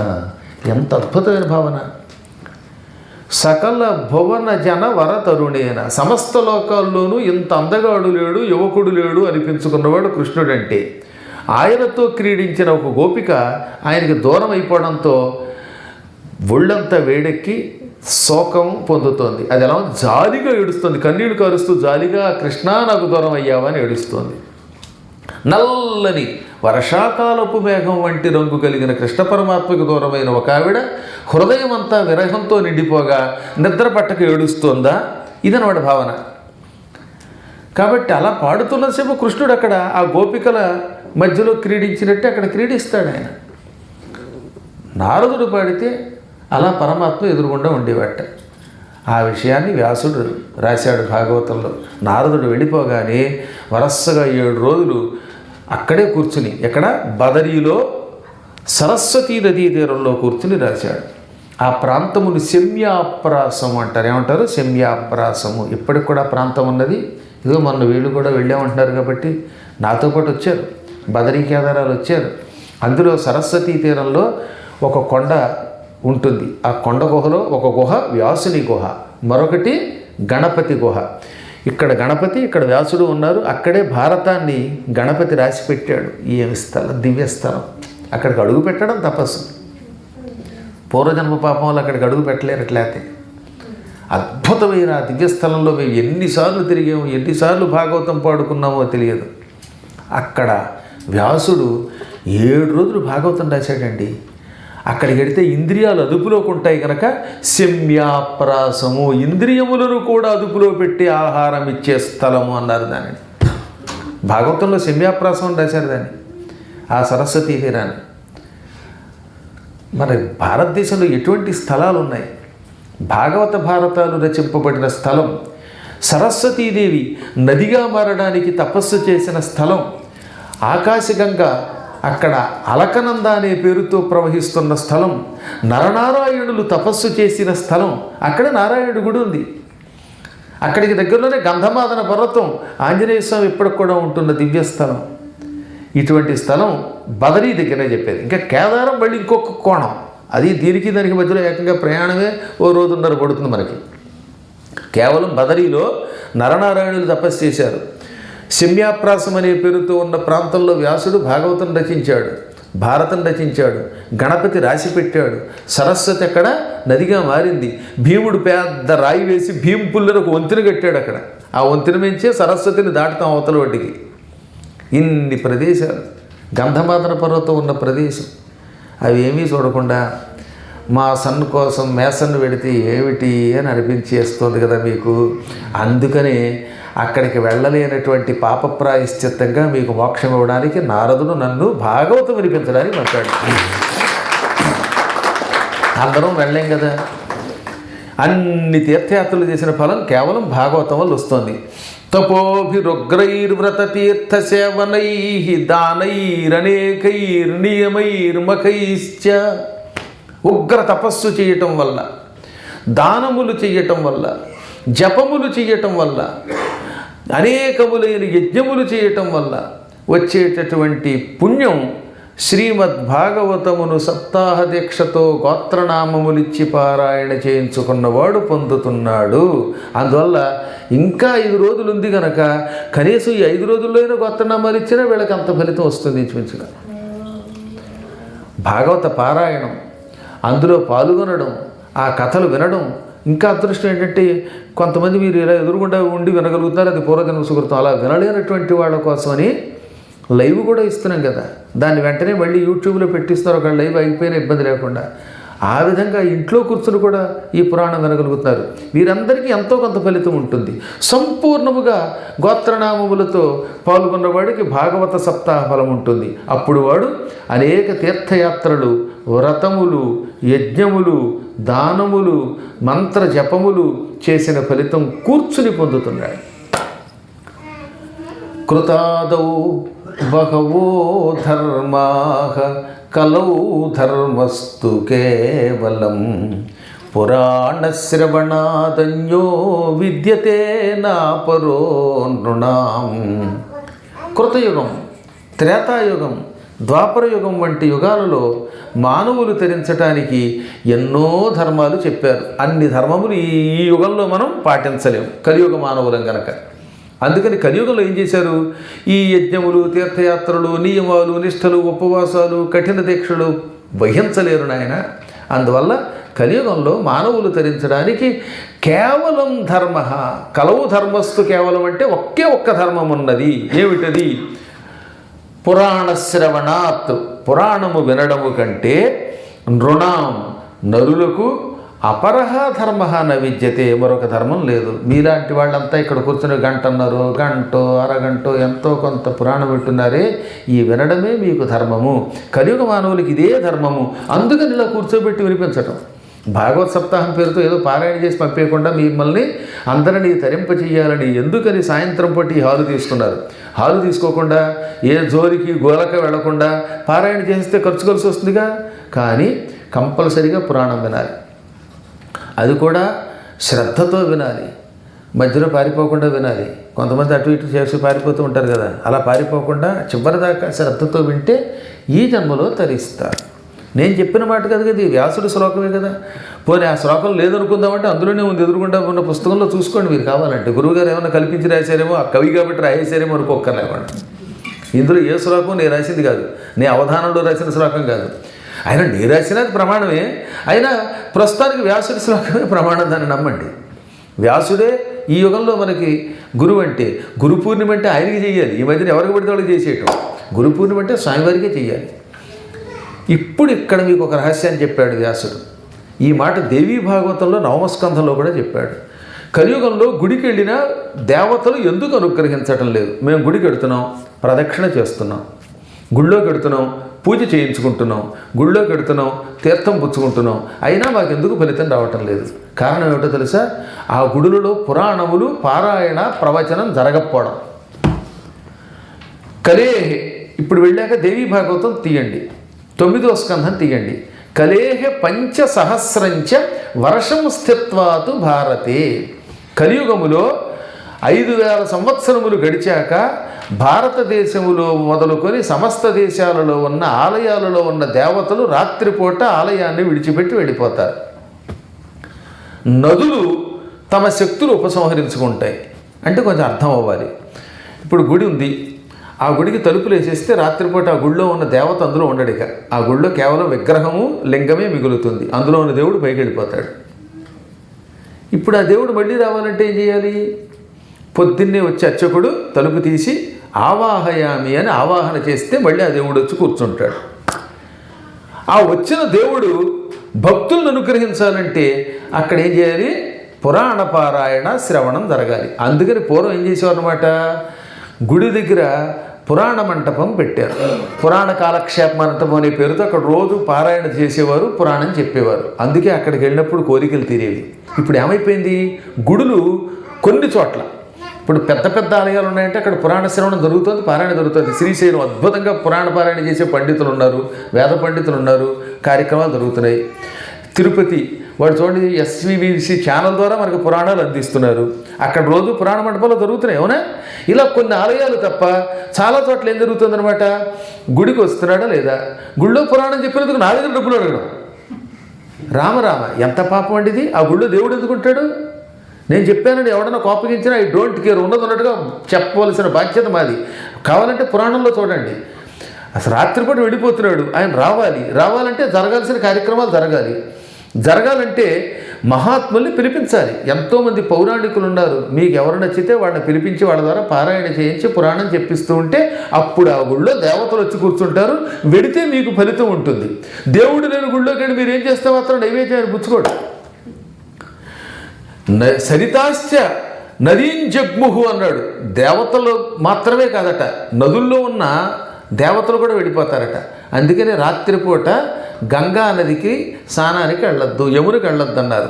రాత్రి సరిగ్గా 10 దాటితే మళ్ళీ తెల్లారు 3 లోపు అందులో ఉన్న గంగాదేవి, యమునలో ఉన్న యమునాదేవి, ఆ దేవత కూడా విడిచిపెట్టి వేరే చోటకి వెళ్ళిపోతారు.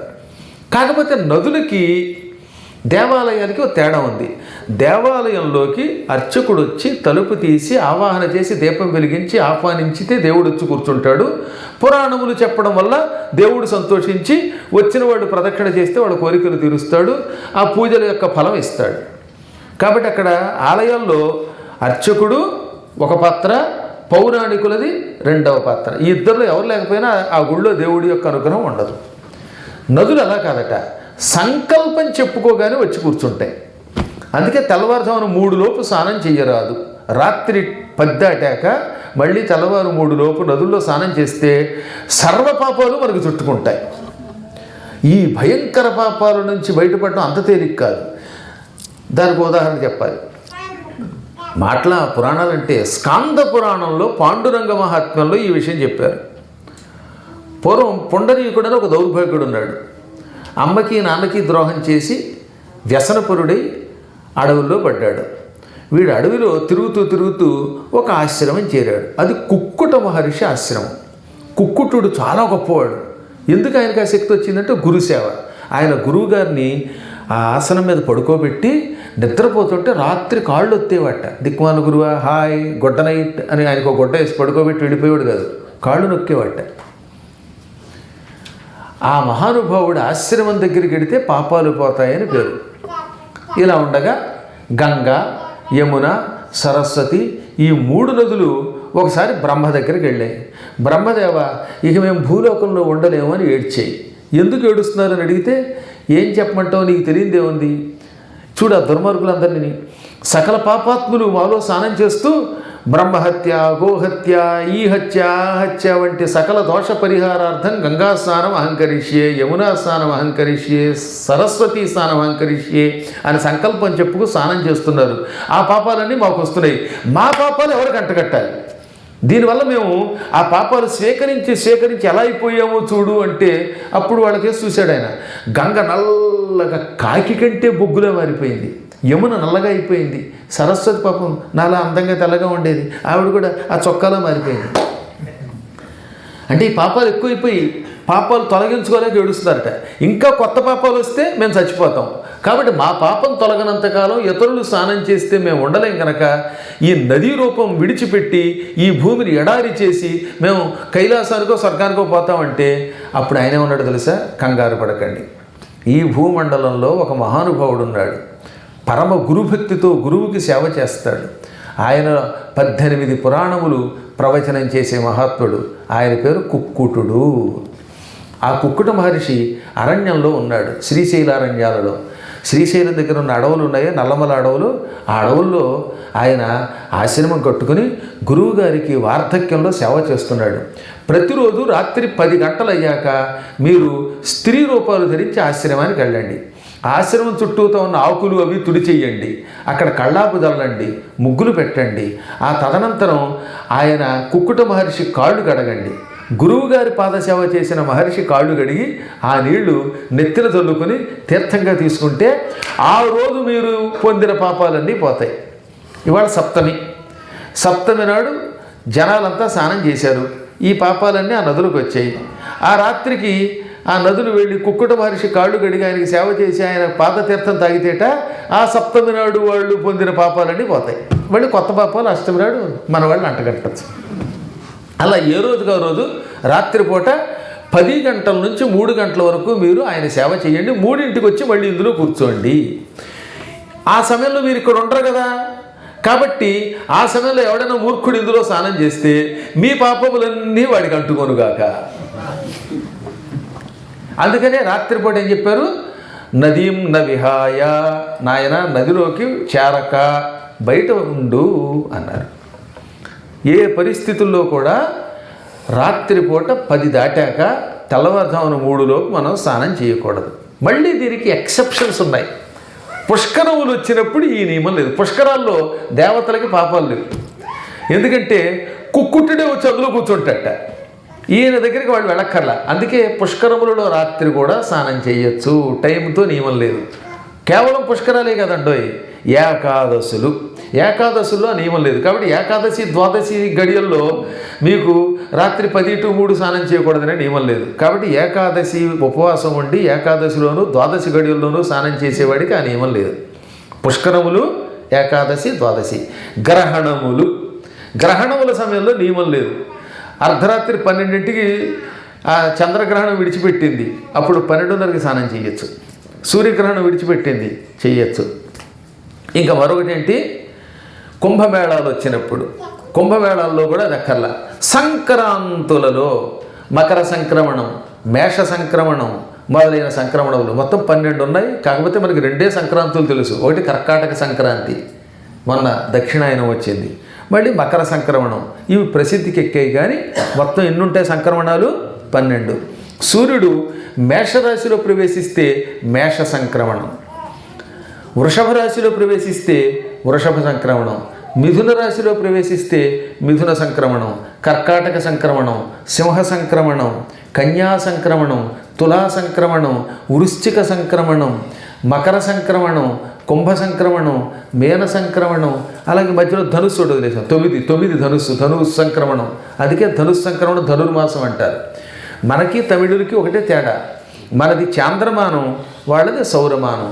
సూర్యుడు రాశిలో ప్రవేశిస్తే అది సౌర సంక్రమణము, సౌరమానము. అందుకనే వాళ్ళు ఏమంటారు, మేష మాసం, వృషభ మాసం, మిథున మాసం, కర్కాటక మాసం, సింహమాసం, కన్యామాసం, తులామాసం, ధనుర్మాసం, మకరమాసం, కుంభమాసం, మీనమాసం.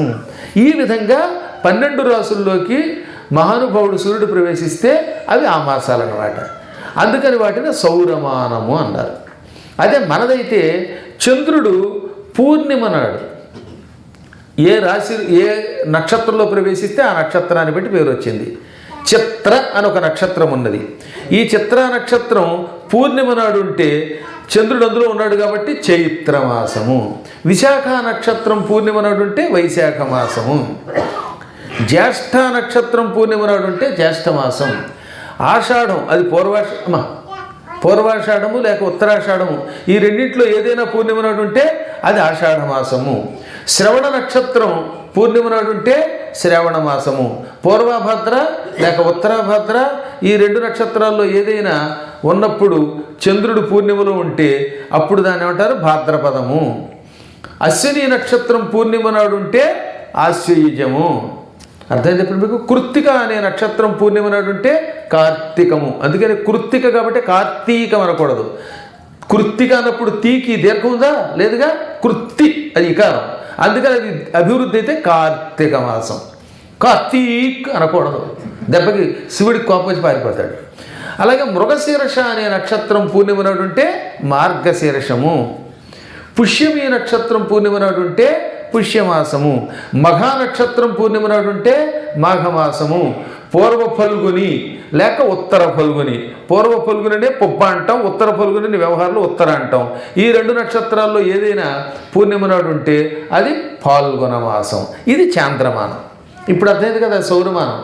ఈ సౌరమానంలో సూర్యుడు అమావాస్య నాడు ఏ రాశిలో ప్రవేశిస్తే దానికి ఆ పేరు వస్తుంది. అందుకని మేష సంక్రమణం, వృషభ సంక్రమణం, మిథున సంక్రమణం, కర్కాటక సంక్రమణం, సింహ సంక్రమణం, కన్యా సంక్రమణం, తుల సంక్రమణం, వృశ్చిక సంక్రమణం, ధనుస్ సంక్రమణం, ఆ తర్వాత మకర సంక్రమణం, కుంభ సంక్రమణం, మేన సంక్రమణం. ఈ సంక్రమణముల కాలములో కూడా నదులలో ఎప్పుడైనా స్నానం చేయొచ్చు. మిగతా అన్ని కాలాలలో మీరు వెళ్ళి ఆ కుక్కుటుని యొక్క కాళ్ళు కడగండి అంటే అప్పుడు ఇవి ఏం చేసేవి? ప్రతిరోజు రాత్రి 10 గంటలకు బయలుదేరి ఆయన ఆశ్రమం దగ్గరికి చేరి ఆయన ఆశ్రమం చుట్టూతో ఉన్నటువంటి నేలంతా తుడిచి కళ్ళాపు చల్లి ముగ్గులు పెట్టి ఆ తర్వాత ఆయన గురువుగారి కాళ్ళు ఎత్తుతుంటే ఈయన కాళ్ళు వాళ్ళు కడిగేవారు. పళ్ళెంలో పెట్టి కాళ్ళు కడిగి ఆ నీళ్లు శిరస్సును చల్లుకొని తీర్థం తాగ్గానే నల్లగా ఉన్న వాళ్ళ పాపాలన్నీ భస్మం అయిపోవటం వల్ల మళ్ళీ గంగలాగా యమునులాగా సరస్వతిలాగా అందంగా అయిపోయేవారు. అప్పుడు మళ్ళీ వాళ్ళు 3 గంటల లోపు గంగలో ప్రవేశిస్తారు, యమునలో ప్రవేశిస్తారు, సరస్వతిలో ప్రవేశిస్తారు. నదులన్నీ అంతే. అప్పుడు అందులో స్నానం చేసేవాడికి ఏమవుతుంది? మళ్ళీ పుణ్యాలు వస్తాయి, వాళ్ళ పాపాలు వాటికి ఎడతాయి. అదిగో ఆ టైంలోనే ఈ దిక్కుమాలాడు పొండరీకుడు వచ్చి ఈ గంగా యమున సరస్వతులు అందంగా ఉండడం చూసి వాడు ఎవరో ఆడవాళ్ళు అనుకుని గంగను ముట్టుకుంటే గంగ మళ్ళీ నల్లగా అయిపోయింది. అప్పుడు వాడు ఏడ్చి, దరిద్రుడా, నదుల పాపాలు కూడా తొలగించే కుక్కుట మహర్షి ఆశ్రమంలో నీలాంటి కుక్కలు లాంటి వాడు దొరికారేంట్రా బాబు అని వాడిని శపించారు అనుకోండి. వాడి కర్మగారి కాళ్ళు పోవటం, వాడి తండ్రి యొక్క కాళ్ళు కడగడం, కాళ్ళు రావడం, ఆ కథంతా మీరు పాండురంగ మహత్యంలో చూశారు. అదంతా స్కాంద పురాణంలో ఉంటుంది, అందులో చెప్పారు. కాబట్టి ఏం చేయాలన్నమాట, మనం ఎల్లవేళలా రాత్రిపూట 10 to 3 మధ్యలో స్నానం చేయకూడదు, కొన్ని మినహాయింపుల రోజుల్లో తప్ప. ఇక ఈ వీళ్ళందరూ కూర్చున్నాక సంకల్పం చెప్పుకుని స్నానం చేస్తే ఇక మనకి ఏ దోషము ఉండదు. అందుకని నదుల్లో స్నానం చేసేటప్పుడు దేవతలు అందులోకి రావాలంటే మనం ఏం చేయాలన్నమాట? సంకల్ప స్నానం చేయాలి. మీ గోత్రం పేరు ఆచమనం అన్నీ చేసి ఫలానా సప్తమి తిథి అని సప్తమి నాడు ఈ రోజు చెప్పుకొని సంకల్పం అంటే ఏంటి? దేశకాల కీర్తనం, దేశకాల సంకీర్తనం సంకల్పం. దేశమును కాలమును పొగడుటయే సంకల్పం అంటే. సప్తమ్యాం తిథౌ, ఇది వాళ్ళ సౌమ్యవాసన కనుక సౌమ్యవాసరే శుభనక్షత్రే శుభయోగే శుభకరణి ఏవం గుణ విశిష్టాయాం శుభతిథౌ. నేనైతే నా గోత్రం శ్రీవత్స కనుక శ్రీమాన్ శ్రీవత్స గోత్ర పద్మాకర శరవణామధేయ అనుకుని అందులో గంగా స్నానం అహంకరిషి అంటే అప్పుడు ఫలితం వస్తుంది. అప్పుడు ఆ దేవతలు అందులో కూర్చుంటారు. ఈ విధముగా నదులలో స్నానం చేసేటప్పుడు సంకల్పం ద్వారా దేవతలను అందులోకి రప్పించుకోవాలి. గుడులలో దేవతలు రాత్రి వెళ్ళిపోతే మళ్ళీ తెల్లవారుజామున 3ంటికి రాగానే అర్చకులేమో తలుపు తీసి ఆహ్వానం ద్వారా, పౌరాణికులు తమ పురాణము ద్వారా దేవతల్ని అందులో అట్టే పెడతారు. ఇప్పుడు జరగకపోతే ఏమవుతుంది? పురాణములు జరగవు, పారాయణలు జరగవు, సప్తాహాలు జరగాలంటే వాళ్ళేమో డేట్లు ఇవ్వరు. పైగా కొన్ని చోట్లేమో సప్తాహం జరగాలంటే మీరే డబ్బులు ఇవ్వండి అనడం. అప్పుడు వీళ్ళు అందులోకి వెళ్ళరు. వెళ్ళకపోతే ఏమవుతుందన్నమాట? ఆ దేవాలయంలో దేవతామూర్తులు ఉండరు. క్రమంగా వాళ్ళ శక్తులు తగ్గిపోతాయి. అప్పుడు ఆ గుడికి వెళ్ళినా ఒకటే, ఇంట్లోకి వెళ్ళి కూర్చున్నా ఒకటి. అందుకని కలియుగంలో దెబ్బతింటున్నాం. ఎప్పటి నుంచి చెప్పాడు ఇది? కలేహ పంచసహస్రంచ వర్షం స్థిత్వాతు భారతే అన్నాడు. ఇప్పుడు కలియుగం ఇప్పుడు ఆరంభం ఎంతకాలం అయింది? 5126. ఇది ఎన్నోది? ఇది 5126. అంటే 126 ఏళ్ల నుంచి ఈ స్థితి ఏర్పడింది మనకి. కలియుగంలో మీరు పంచాంగంలో చదివారుగా 51:26 ఇది 5000 సంవత్సరాలు గడిచాక అంటే 126 ఏళ్ల క్రితం నుంచి కలియుగంలో ఆలయాలలో చెయ్యవలసిన పనులు కంపల్సరిగా జరగకపోతే దేవుడు అక్కడ ఉండడు. మన అదృష్టవశాత్తు పెద్ద పెద్ద దేవస్థానాలు ఇవి జరుగుతున్నాయి. జ్యోతిర్లింగాలలోనూ కొన్ని మరి తిరుపతి దేవస్థానం ఇటువంటి చోట మాత్రం ఎట్టి పరిస్థితుల్లోనూ వాళ్ళు క్రమశిక్షణతో పురాణ పారాయణలు, శ్రవణములు, వేద పఠనాలు ఇవన్నీ చేయిస్తున్నారు. అందుకే ఆకర్షణ, జనం వెడుతున్నారు, కోరికలు తీరుతున్నాయి. తక్కిన చోట ఇలా ఉండటం లేదు. ఇకనైనా ఈ విషయం చెప్పి అమెరికాలో అన్ని దేవాలయాలకి పంపించండి. నాయనలారా, ఆలయం 10 మందికి ఉపయోగపడాలి, దేవతానుగ్రహం పొందాలి అంటే ఇక్కడ పురాణములు పారాయణ చేయించండి, 10 మందికి పురాణ శ్రవణం చేయించండి, అర్చనలు జరగనివ్వండి. జరిగితేనే అప్పుడు ఈ ఆలయానికి మహామహిమ ఏర్పడుతుంది. ఆలయాలు భూలోక వైకుంఠంగా, కైలాసంగా, బ్రహ్మలోకంగా, విఘ్నేశ్వరుడి యొక్క లోకాలుగా పరిణవిల్లుతాయి. అప్పుడు మనకు శుభం కలుగుతుంది. అందుకని పూర్వకాలంలో ఇవన్నీ చేశారు. ఇప్పుడు మీరు అదృష్టవంతులు. ఎందుకని తెలుసా? ఇక్కడ స్వామిని పెట్టి 7 రోజులు ఇక్కడ ప్రవచనం జరిగితే ఈ ప్రాంతం ఒక అద్భుతమైన వైకుంఠం అయిపోయింది, గోలోకం అయిపోయింది. శ్రీకృష్ణుడు ఇక్కడ కూర్చుంటాడు. ఏ వంకతో అయితేనే పాపం వాళ్ళు మంచి హాలు తీసుకుని ఆర్ఎస్ఎస్ వాళ్ళు మీకు ఇది ఇవ్వడం అంటే ఆర్ఎస్ఎస్ వారు నడుపుతారని విన్నారు. ఎంత ఆనందం కలిగిందంటే వాళ్ళకి ఏదో యోగం పట్టి ఈ హాలుని ఒక వైకుంఠం చేశారు. ఇది నైమిశారణ్యం చేస్తున్నారు, బృందావనం చేస్తున్నారు. మీలాంటి భక్తుల పాదధూళి సోకుతోంది ఇక్కడ. భక్తుల పాదధూళి అంటే పరమాత్మకి ఇష్టం అండి. అది ఎన్నో పురాణాల్లో రాశాడు. దాశరథి శతకంలో భద్రాద్రి ఆలయం కట్టించిన రామదాసు పద్యం రాశాడు. తెలుసుగా అందులో ఏమని ఉంటుంది? పరమ దయానిధే పరమ దయానిధే పతిత పావన నామహరేయటంచు సుస్థిరమతులై సదా భజన చేయు మహాత్ముల పాదధూళి నా శిరమున దాల్తూ మీరటకు చారకుడల్చు యముండు కింకరోత్కరమున కానతిచ్చునట దాశరథి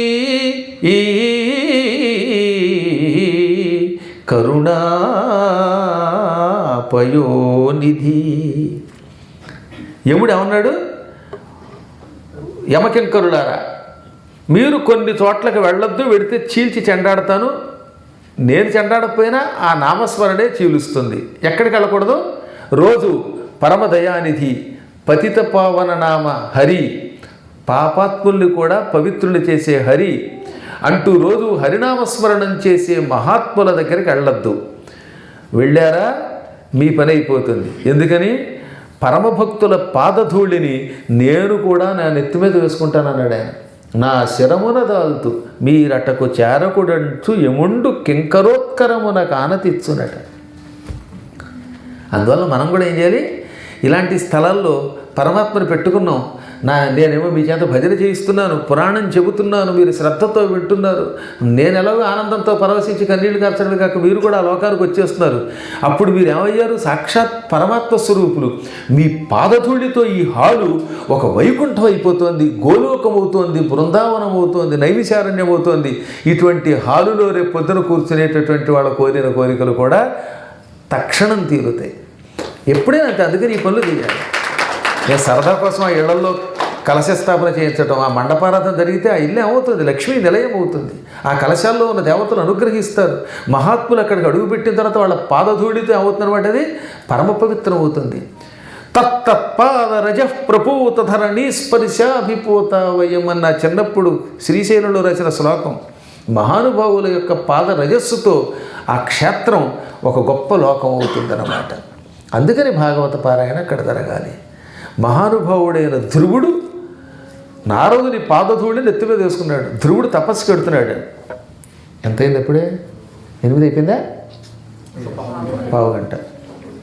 ధ్రువుడు చిన్నప్పుడే కోపగించాడు.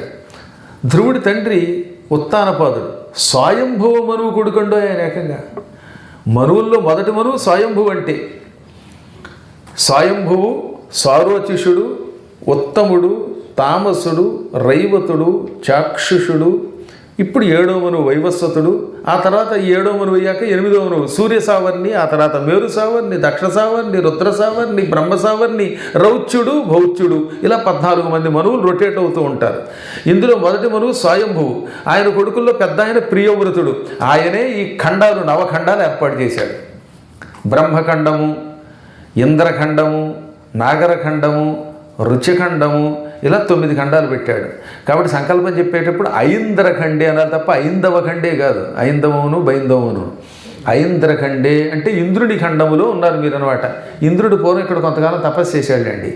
కాలక్షేపం కోసం కాదు, పాపాత్మల్ని తరింప చేయడానికి, ఆయన చేసిన పాపం పోగొట్టుకోవడానికి. ఆయన పరస్త్రీ వ్యామోహంలో పడి ఆ వ్యామోహం ఇక్కడ తొలగించుకున్నాడు. అందుకే ఇక్కడికి వచ్చాక కొంతమందికి ఆ వ్యామోహం పడుతూ ఉంటుంది. అందుకని దానికోసం భాగవత సప్తాహం నేను చేయాల్సి వస్తుంది. ఈ పెత్తడి కొట్లు ఎందుకు కట్టుకుంటున్నారు అనుకుంటారు? ఆ బీచ్కి వెళ్ళామని చూసారు. ఇక బర్రు బర్రు దేఖో, 1000 బారు దేఖో అని చూడడం. పాపం వాడు ఎంత పేదవాళ్ళు అనుకున్నాను నాకు తెలియక. కిందో రిబ్బన ముక్క, పైన రిబ్బన ముక్క, ఇంకేమీ లేదు. బట్టలు లేక బాధపడుతున్నారేమో. ఈ కండువా ఇమ్మంటే నా శిష్యుడిని అబ్బాయి వాళ్ళు పుచ్చుకోరండి అన్నారు. అలాగే ఎందుకంటే కారణం ఇంద్రుడు ఇక్కడే పోగొట్టుకున్నట్ట కొన్ని పాపాలు. అందువల్ల బహుశా అలా వచ్చి ఉంటుంది. మీకు ఎందుకు అంటట్లేదంటే మీరు భాగవతాలు చేయించుకుంటున్నారు కాబట్టి అందువల్ల ఆ భాగవతాలు మీకు అక్కర్లా, మీరు పుణ్యాత్ములు. ఏదేమైనా ఇది ఐంద్రఖండం. ఇలాంటి ఖండములుగా భరతవర్షము, భద్రాస్య వర్షము, కింపురుష వర్షము, కేతుమాలాస్య వర్షం, ఇలా వర్షములుగా విభజించిన వాడు ఎవరు? స్వయంభువ మనువు యొక్క పెద్ద కొడుకు ప్రియవ్రతుడు.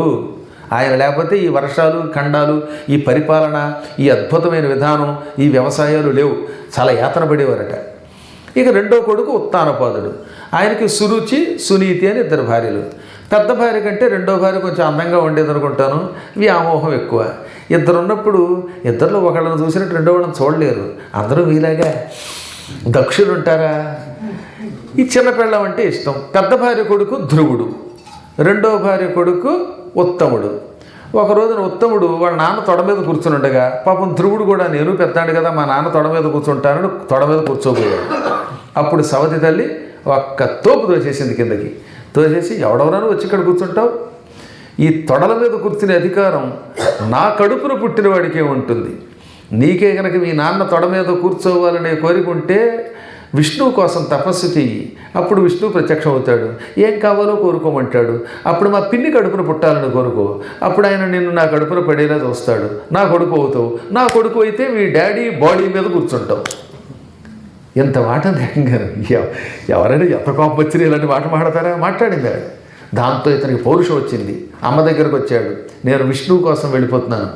అమ్మ కడుపులో పుట్టడం కోసం కాదు, విష్ణువు దర్శనం చేసుకుని తరిస్తానన్నట్ట. 5 ఏళ్ల బాలుడు. అసలు ఎవరికైనా ఊహొస్తుందా? వచ్చింది కాబట్టి ఆయన పురాణంలో ఉన్నాడు. లేకపోతే ఉంది, ఆయన కూడా మీలాగే మేసంలో వచ్చేవాడు. అనుక్షణం ఆయన ఈ విష్ణువు దర్శనం చేసుకోవాలనే కోరికతో తల్లికి నమస్కరించి బయలుదేరి పెడుతుంటే ఆయన అదృష్టం బాగుంది. మళ్ళీ మా గురువుగారు వచ్చారు, నారదుడు. ఒంటి బ్రాహ్మణ శకునం కాదు, గురువుగారి శకునం అది. నాయన, చిన్న పిల్లవాడివి, అడవి అంటే నీకు తెలియదు. అడవుల్లో భయంకరమైన చెట్లు, ఆ చెట్ల మధ్యలో పాములు, సింహాలు, పులులు, గందరగోళాలు ఉంటాయి. తిండి దొరకదు, శరీరం చిక్కిపోతుంది. పొద్దున్నే సుధగారిల్లు అనుకున్నామేమి కాఫీ ఇవ్వడానికి.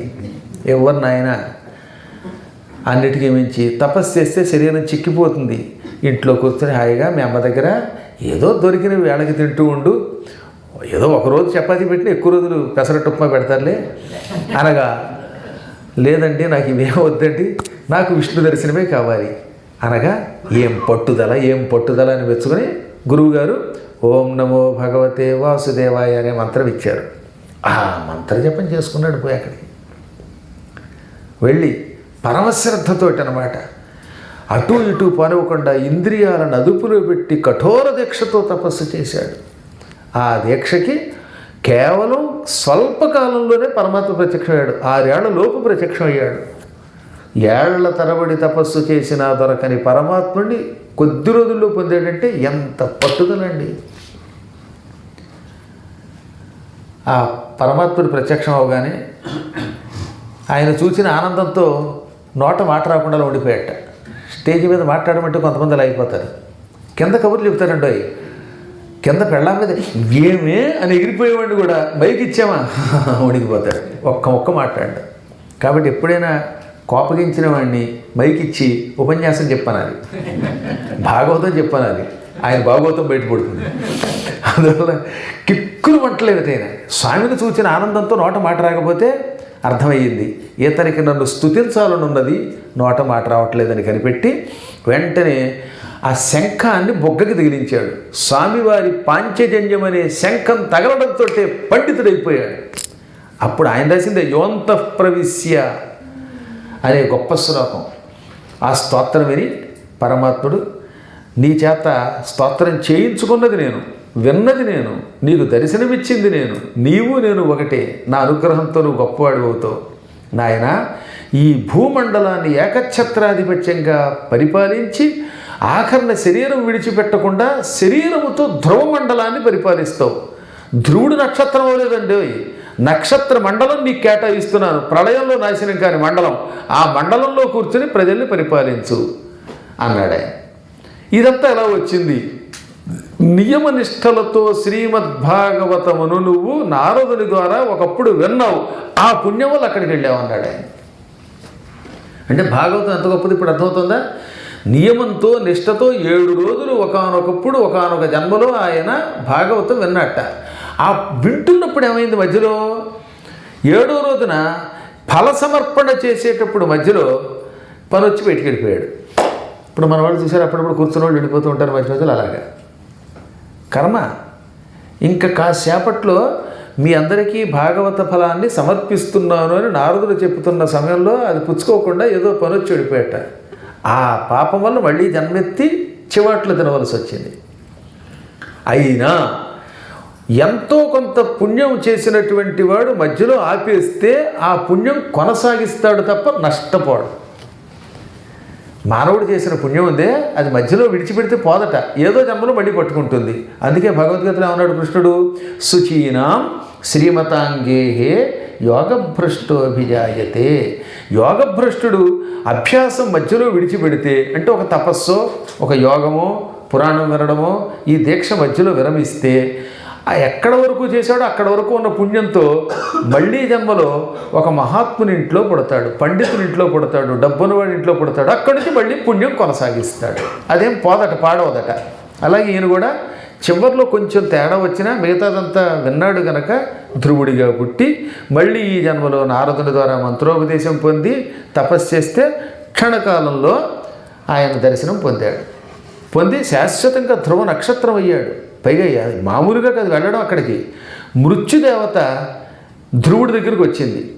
వచ్చి నీ ఎడమకాలు నెత్తి మీద పెట్టి ఎగిరి ఆ లోకానికి వెళ్ళందిట. ఈ పైకి ఎక్కాలంటే ఏం చేస్తారు మీరు? మెట్లు పెడుతున్నారు. నాకు మెట్లు ఎక్కర్లేదు, ఎగిరి దొరకన్నా. ఆయన ధ్రువలోకానికి పరిపాలనకు వెళ్లే ముందు మృత్యుదేవత అక్కడ నిలబడింది. మృత్యువు నెత్తి మీద ఎడంకాలు పెట్టి ఒక్క తొక్కు తొక్కి చెంగును పైకి ఎగిరాడు రాశారు భాగవతంలో. ఎందులో? తృతీయ స్కంధంలో. అంత స్థాయికి వెళ్ళాడు. అలా ఇప్పటికి కూడా పైన ఉండి పరిపాలన చేసి మనల్ని అనుగ్రహిస్తున్నాడు ధ్రువుడు, పోల్ స్టార్ అనే పేరుతో. అటువంటి ధ్రువుడు కేవలం భాగవత సప్తాహ దీక్ష వల్ల ఆ స్థాయికి వెళ్ళాడు కనుక ఈ భాగవతాన్ని మీరు సద్వినియోగం చేసుకోండి. అప్పుడే చూస్తుండగా 2 రోజులు గడిచిపోయింది. ఇంకెంత 5 రోజులు గడిచిపోతుంది. మళ్ళీ 27లో సప్తాహం ఉంటుందో లేదు తెలియదు. 28కి మాత్రం ఇద్దాంలేండి. గోవింద. ఎందుకంటే నా కోసం ఇంకా చాలా చోట్ల పాపం గిజగిజలాడిపోతున్నారు.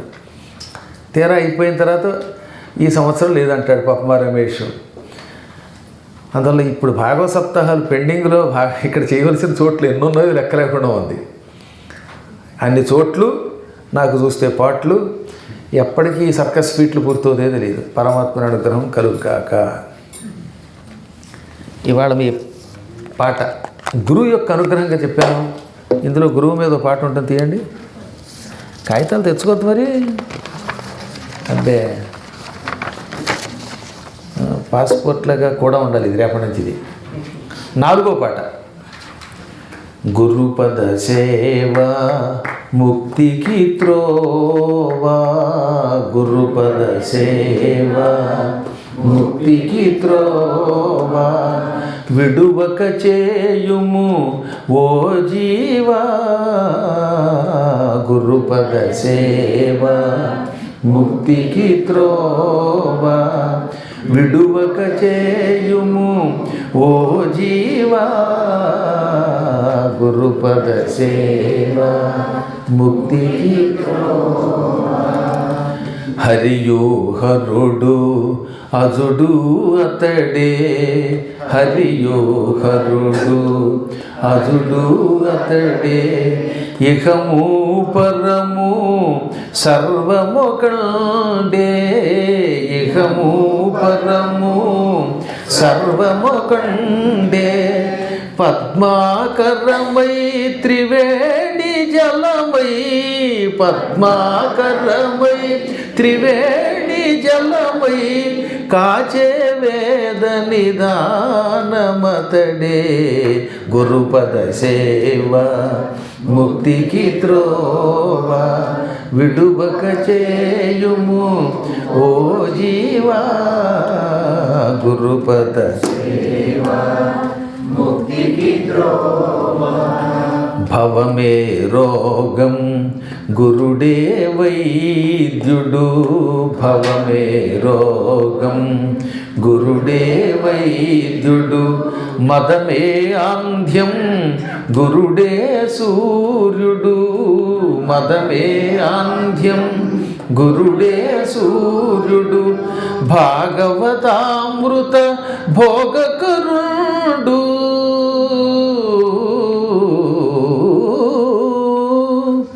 భాగవతామృత భోగకరుడు, సత్యానంద నిదానమతండే, సత్యానంద నిదానమతండే, గురుపద సేవ ముక్తికి త్రోవా విడువక చేయుము ఓ జీవా, గురుపద సేవ ముక్తికి త్రోవా. గోవింద.